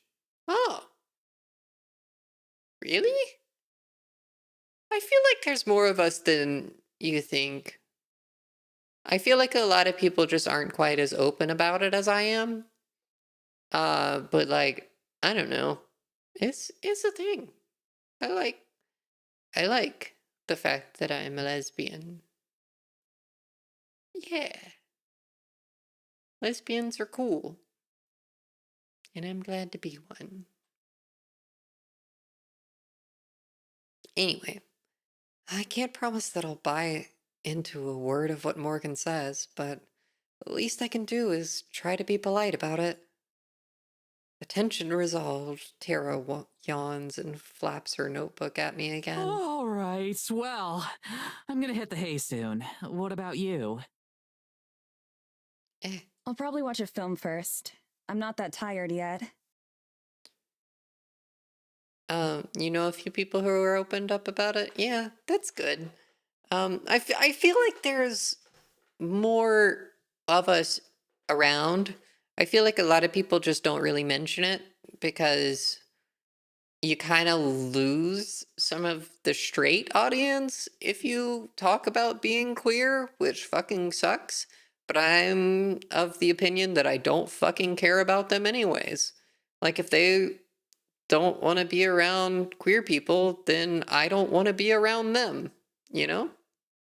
So, it is what it is. I'm also lesbian, it's in my profile. Hell yeah! Lesbians are cool, which means you're cool. Yeah. Anyway, we're gonna let's see. How many times can you watch 2001 without getting sick of it? I don't know, but I intend to find out. Tara and I each head back to our bedrooms. As I go, I feel a bit better about everything. Just because I'm quitting the show doesn't mean I want to lose Tara as my best friend. We've been friends for over a decade. So of course we've had our disagreements and arguments. I think the longest we'd ever gone without talking was a month. Still, over the last few days, it's felt like we've been coming dangerously close to saying something that goes too far. Either one of us. And thinking back on today, I can't really pretend I'm not the one who was mostly at fault. Even when I'm aware that I'm losing my cool, sometimes it feels like it's hard to stop. Ah! Tara totally has it coming, though. At least some of the time. From now on, I'll be better. I won't let myself be as obnoxious as I was today for everyone's sake. I climb into bed and set up my laptop, getting comfy. In the dark with my headphones in, it doesn't take long to immerse myself in the familiar feeling of a film that I love. Nano's having big Wi-Fi issues. No.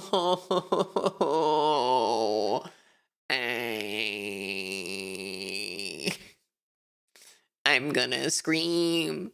Memory, I need to pee. But I need to end stream before I can pee. Luckily, we know what is happening. Okay, that's hopeful. That makes me feel like Iron can get it fixed if he knows what's happening. Okay. Anyways, I have a safe space banner on my Bluesky, but nothing really on Switch.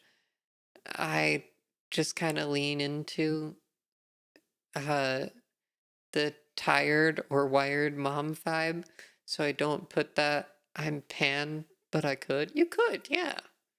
I think it's always a good place. Like, I think having the safe space is enough for most people, but like, you know. But like, is bad? Uh-oh. That's not good. Like, how bad are we talking? How long does Iron think it will take to fix? Or does Iron think that he can fix it? 2 upload speed? 2? Oh no. Like 2 megabits. Oh, that's bad. That's real bad. That's like real bad. Oh boy. Does Iron have a plan at least?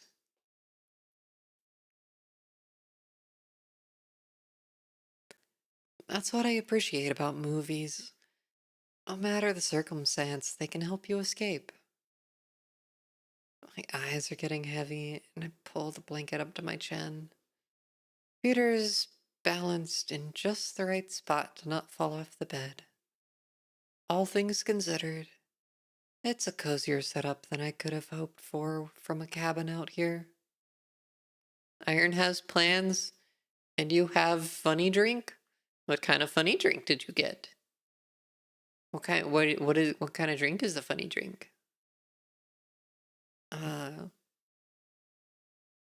Sure, the Wi-Fi is bad, but it gives me an excuse to catch up on my backlog. Everything's perfect to fall asleep. The sound of something knocking on my window makes me leap up. It's past midnight. There shouldn't be anyone here. Maybe it's a bird or a squirrel or something. From where I'm lying, I'm not able to see. Should I yell for Tara? No, not until I know what it is. If it's just some wildlife, as is probably the case, she'd never let me live it down. Still, my heart pounds as I slam my laptop shut, killing the only source of light. Without it, the room is pitch black, dark enough that I can't see what's at the window, but hopefully it can't see me either. If it turns out this is just a lost rodent or something, I'm gonna feel real stupid. I stalk over to the window, prepared to cut and run if I need to. Slowly, I raise myself up to eye level. Morgan, you gotta stop doing this. Lemon shandy? What is a lemon shandy? I assume it's just like lemonade with some sort of drink, but I don't know what a shandy is. Is it just me, or I haven't had anything with chocolate in like 2 years? I have had a lot of chocolate. I love chocolate. So I'm going to say that's just you. Chocolate's yummy. I require a certain number of sweet treats per day, or I will in fact die. I will just pass away if I don't have a sweet treat. Shandy? I'm surprised, though. LOL, those are very British/Australian. Yeah! Not about the shandy, about the same. Yeah. Sweet treats are very important. You can't eat it.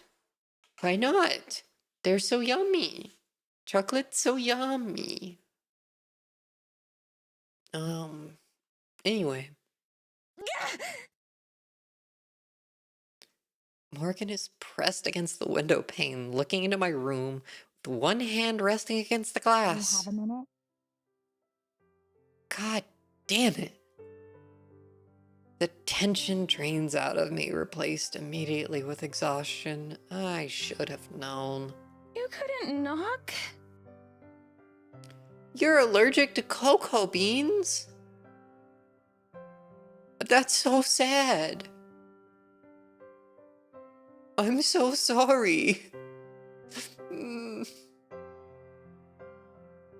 I don't know what I would do. I would probably just eat them anyways. Fuck it. If that's how I go out, that's how I go out.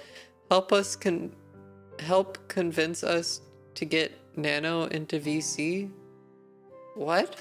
Is Nano not in VC anymore? What is happening? Wait, what? Nano, she may not stream tonight? Oh, wait, where did Nano go? Oh my god.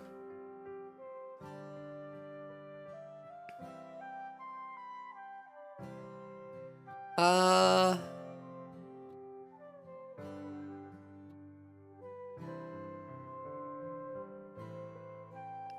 gosh, okay. Okay, Nano might not be... Nano might not be streaming after all.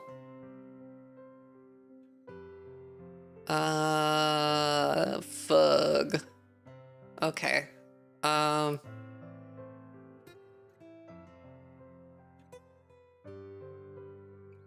Nano is one of the streaming strays, the group of people that I normally collab with. Except she's having really bad Wi-Fi issues right now. And it means that she can't really stream. And she's also just been super busy for like a month, so I don't think she's streamed in like over a month at this point. Which is not great. Because she's super cool, and she's supposed to be making emotes for me, so we were hoping she was gonna stream and I could read out to her. And that would be how we end stream, but I don't know.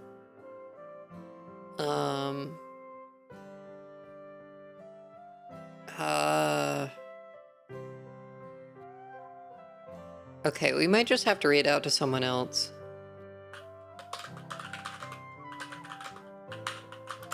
Hang on, I'm gonna unmute in Discord, and we'll let me see what's going on there. Discord, so. Hello? Yeah. Hello. Hello? Welcome Hello?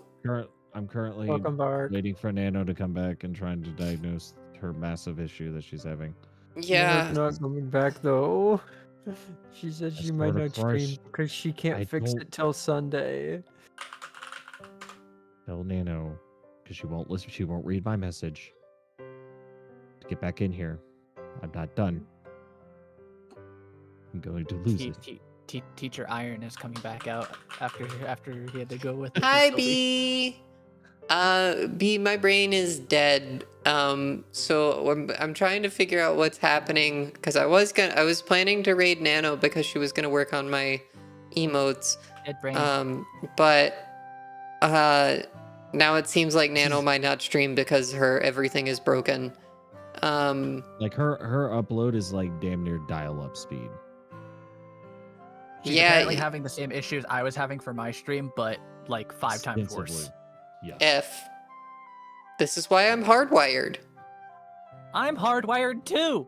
No, well, this is like that sounds like a skill issue. I basically popped into yours and Momori's stream right at the beginning just to watch because not only did Lupus have it, but 2 other people hit me up who stream in the mornings with the same exact latency issue because there's a huge issue right now in the North American and Iron, if you want to content. also know, the person I rated into was also having Well, like it sounds like y'all need to bitrate get good issues. because Canada's not having any problems. Let's go, Because it is Canadians! Damn Canada. Well, no, Canada is kind of having problems. It's just the opposite coast is having the issue. Oh. Well, sounds like a skill issue because the East Coast is having no problems. I did hop Oh in God, just to be like, I have no idea. I better No check. problems. I just No had problems. I just had to fix my stream because my stream was bad.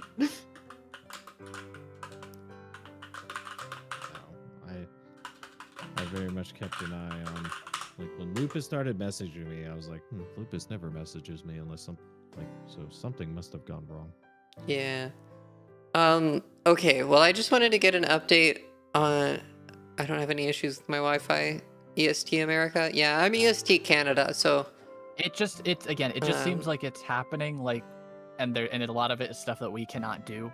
Like, we can't do anything to, like, properly fix There's it. spots. It's not a consistent That's across fair. America. It's just heavy spots. Like yesterday, the whole state of Missouri just lost internet. And from my understanding, too, again, I'm pretty sure... Most of Kansas. Like, yeah, and then, like, I'm pretty sure, like, this has happened before, because, like, I'm glad to Pepper, do you hear that remember just like, time- everything is going super well in America and nothing is fucked up at all, ever. That's just America for you. Yeah. Yeah. But yeah, like, Why do you Pepper, think do you I remember moved? that time when it was when, like, everybody on, like, Bluesky and stuff seemed to be talking about how, like, their streams were going like shit?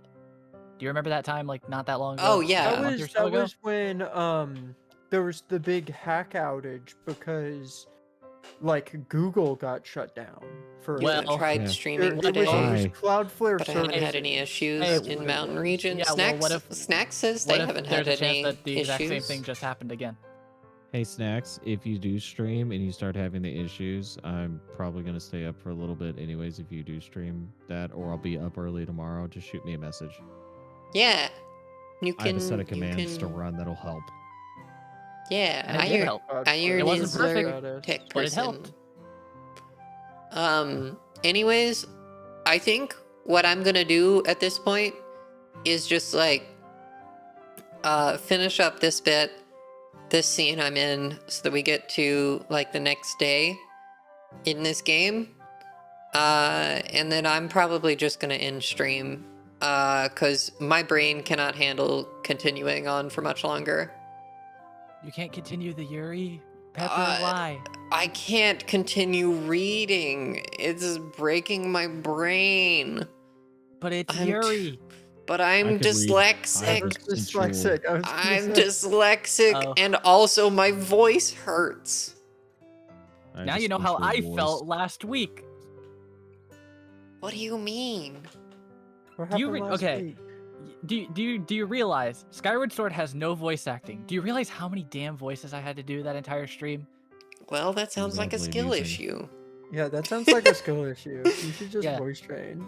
Yeah. Be nice to Pepper. Yes, Snack says be nice to Pepper, so you have to be nice to me. No, I got a list of reasons why I can't. Snack said though. I'm legally obligated to not be. No, but Snack said you have to be nice to me, so you have to be nice to me. Snacks overrules That's you because true. Snacks is mom. Yeah, That's true. honestly, that's true. I can't have Snacks be disappointed in me. Exactly. Me neither. With the compliment that Snacks gave me during my stream, yeah, I can't have Snacks disappointed in me. I can't. Snack says don't make me give the mom glare. She'll do it. And that's the other thing. I was like, Snacks has that mom glare.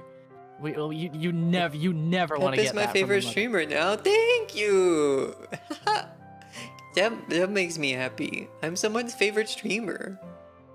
Hell yeah. That makes me happy. Anyway, like I said, I'm gonna finish up this little bit, and then I will end my stream and come hang out with y'all in VC. Cool.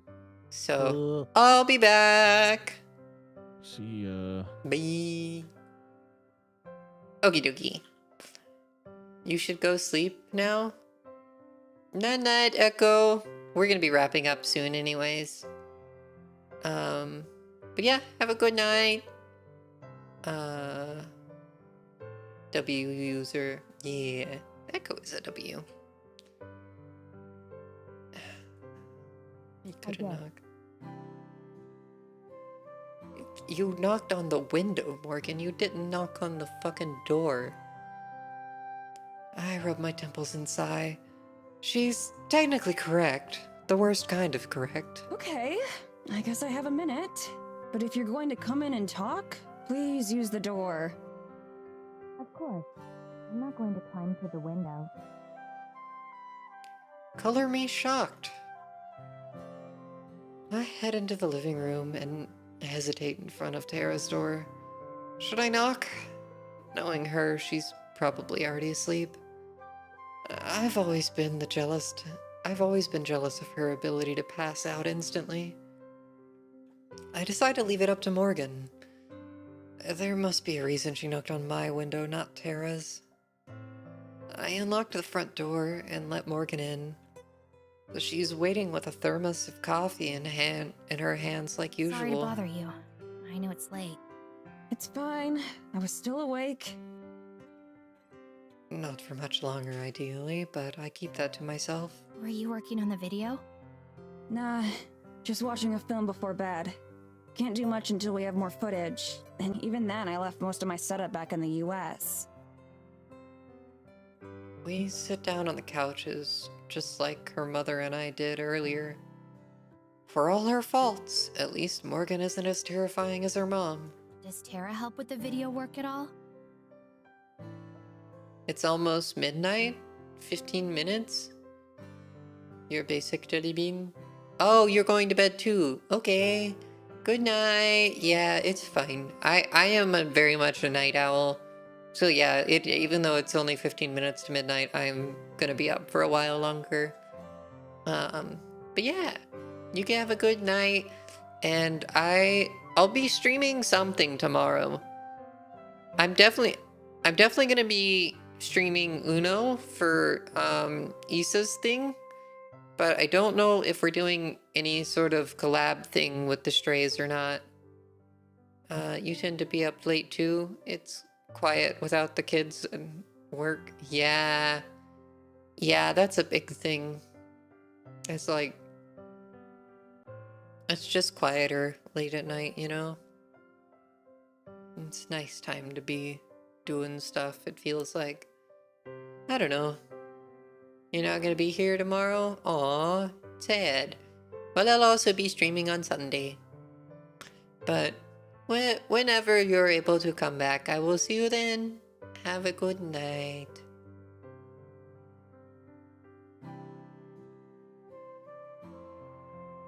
Not really. I've tried to teach her stuff once or twice, but she's not interested in learning. That sounds like her. Yeah. I'm a little put off by Morgan already feeling like she knows Tara and what she's like. I guess it's a result of watching someone online for so long. You start to think you know what they're like, even though you only ever see one side of them. We get it a lot, so I'm kind of used to it. Sometimes it can be a bigger problem, though. People think that they're entitled to us acting a certain way because they've seen it online. Fortunately, Morgan hasn't been that way at all yet. Night-night! Drink some tea to help your voice. Oh, I should have some tea. I should have 99 tea. I have some. And it usually helps me sleep. So I should probably do that.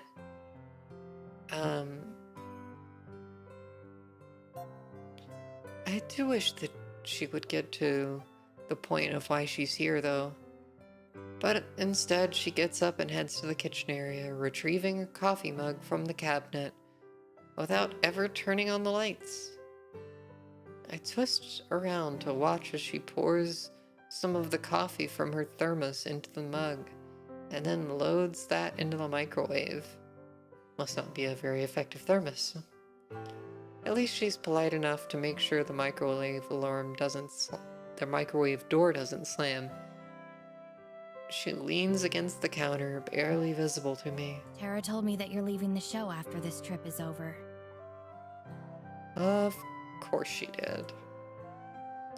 I must have made a face because Morgan clears her throat Sorry, loudly. was it supposed to be a secret? Nah, it's fine. Hey, my nose is itchy. But yeah, that's the idea. I'll go back and finish school. I see. That's a shame. I know you hate when it happens, but I've always enjoyed the moments where you're on camera. Thanks. I'm just camera shy.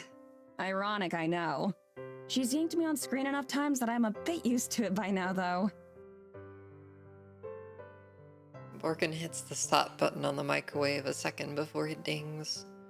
She retrieves her coffee and returns to the couch. But I guess that's why things seemed a bit tense between the two of you, right? Before I can answer, she shakes her head. Actually, sorry. That's none of my business. You're fine. It's that obvious, huh? A bit. You seem tense whenever I see you. That's actually the main reason I came by. I promise it wasn't just to be nosy. I was starting to wonder. I came by to say that I'm sorry. I know that you're also uncomfortable around me. She says it as nonchalantly as if she was telling me about the weather. I bite my lip. I mean, she's not wrong. But I don't want to just say that. It's okay.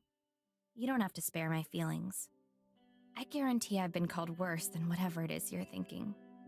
It's just that I'd sleep better tonight if I cleared the air between us first. She takes a long sip of coffee that should be hot enough to scald her mouth. I can't fathom how she could sleep at all, or if she even needs to anymore. I mean, it's nothing like that. Nothing personal, really. I'm just a cynic, I guess. If it makes you feel any better, I'm the same way for pretty much every episode. You just get the behind-the-scenes experience this time. Morgan I shrugs. can't blame you for thinking I'm crazy or full of shit. But I can promise you that I'm not stupid. It takes me a beat to realize that was a joke. It's fine. I'm always the skeptical one out of the two of us, after all. There's just a lot going on, like you heard. So I'm sort of a mess all around right now. It's not your fault. I half laugh. At least not entirely. She smiles thinly, seeming to appreciate my To be bluntness. perfectly honest, you weren't really what we were expecting either. She sets the coffee down, looking interested. Yeah, we were prepared for someone super fangirly and like all over Terra. Like annoyingly so. Not me. Right. Even in your email, you seemed a bit more... I don't know how to say this. I don't know how not to say this rudely. Interesting? Engaging? Monotone? More energetic? Phew, she saves me again. Yeah, pretty much. The emails that we had exchanged back home had lots of smiley faces, exclamation points, and other cheering touches. In person, however, seeing Morgan smile at all is a rarity on its own. That makes sense. I wasn't trying to trick the two of you or anything. It's just easier to be open like that online, I guess. I understand. That much, at least, I really can empathize with. I know that you don't know me, and that so far, I haven't given you any real reason to trust me or believe me. But I hope that you'll at least give it a chance. Paranormal is really important to me. I've been a fan for years. But I'm not the type of person who would invite you to the middle of nowhere just to meet Tara. I invited you out here for a reason, and I'm confident in that reason. But I understand that you'll need more proof than that. I wait to see if she has more to say, but that seems to be it. Thank you for telling me all this, though. I really do appreciate it. And I'm sorry for being so dismissive. It'd be nice to be wrong for once. So, I hope that we do find all that stuff you talked about. I really do. Tomorrow night, I was going to show Tara around the woods a bit. Would you like to come along? Yeah, I'll be there. I don't especially like the idea of wandering around the forest at night, but I can't exactly say no after I just promised to be more agreeable. She nods and takes a careful swig of her coffee, then she stands. Cool. Anyway, that's all I had to say. I'll get out of your hair now so you can get some rest. She heads for the door, throws it open without waiting for a response. The temperature plummets right away, and she turns back. Thank you for listening.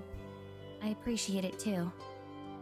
But just so you know, I'll prove you wrong. She closes the door and disappears into the night.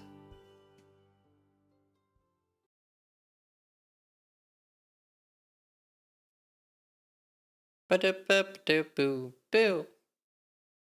Okay, I think this is the next day, so I'm gonna go ahead and end stream because I need to not be streaming anymore. My brain is too soup. Dawn is live? Oh my god, okay, we're raiding out to Dawn. What the fuck? How did I not know Dawn was... Why is Dawn live? Isn't it, like, stupid early? What the fuck? Hell yeah. Okay. Well, I guess we're raiding out to Dawnfire, so that'll be fun.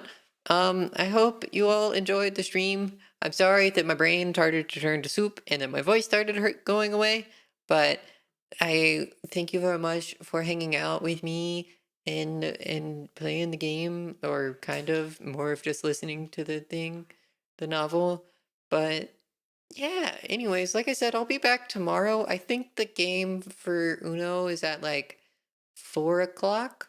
I don't know how long that's going to be though, but I have a lot of stuff to do because I'm hoping to bring home the kitty either tomorrow or Monday. I'm not sure which. We'll see.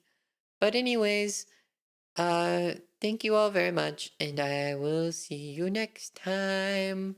Bye bye.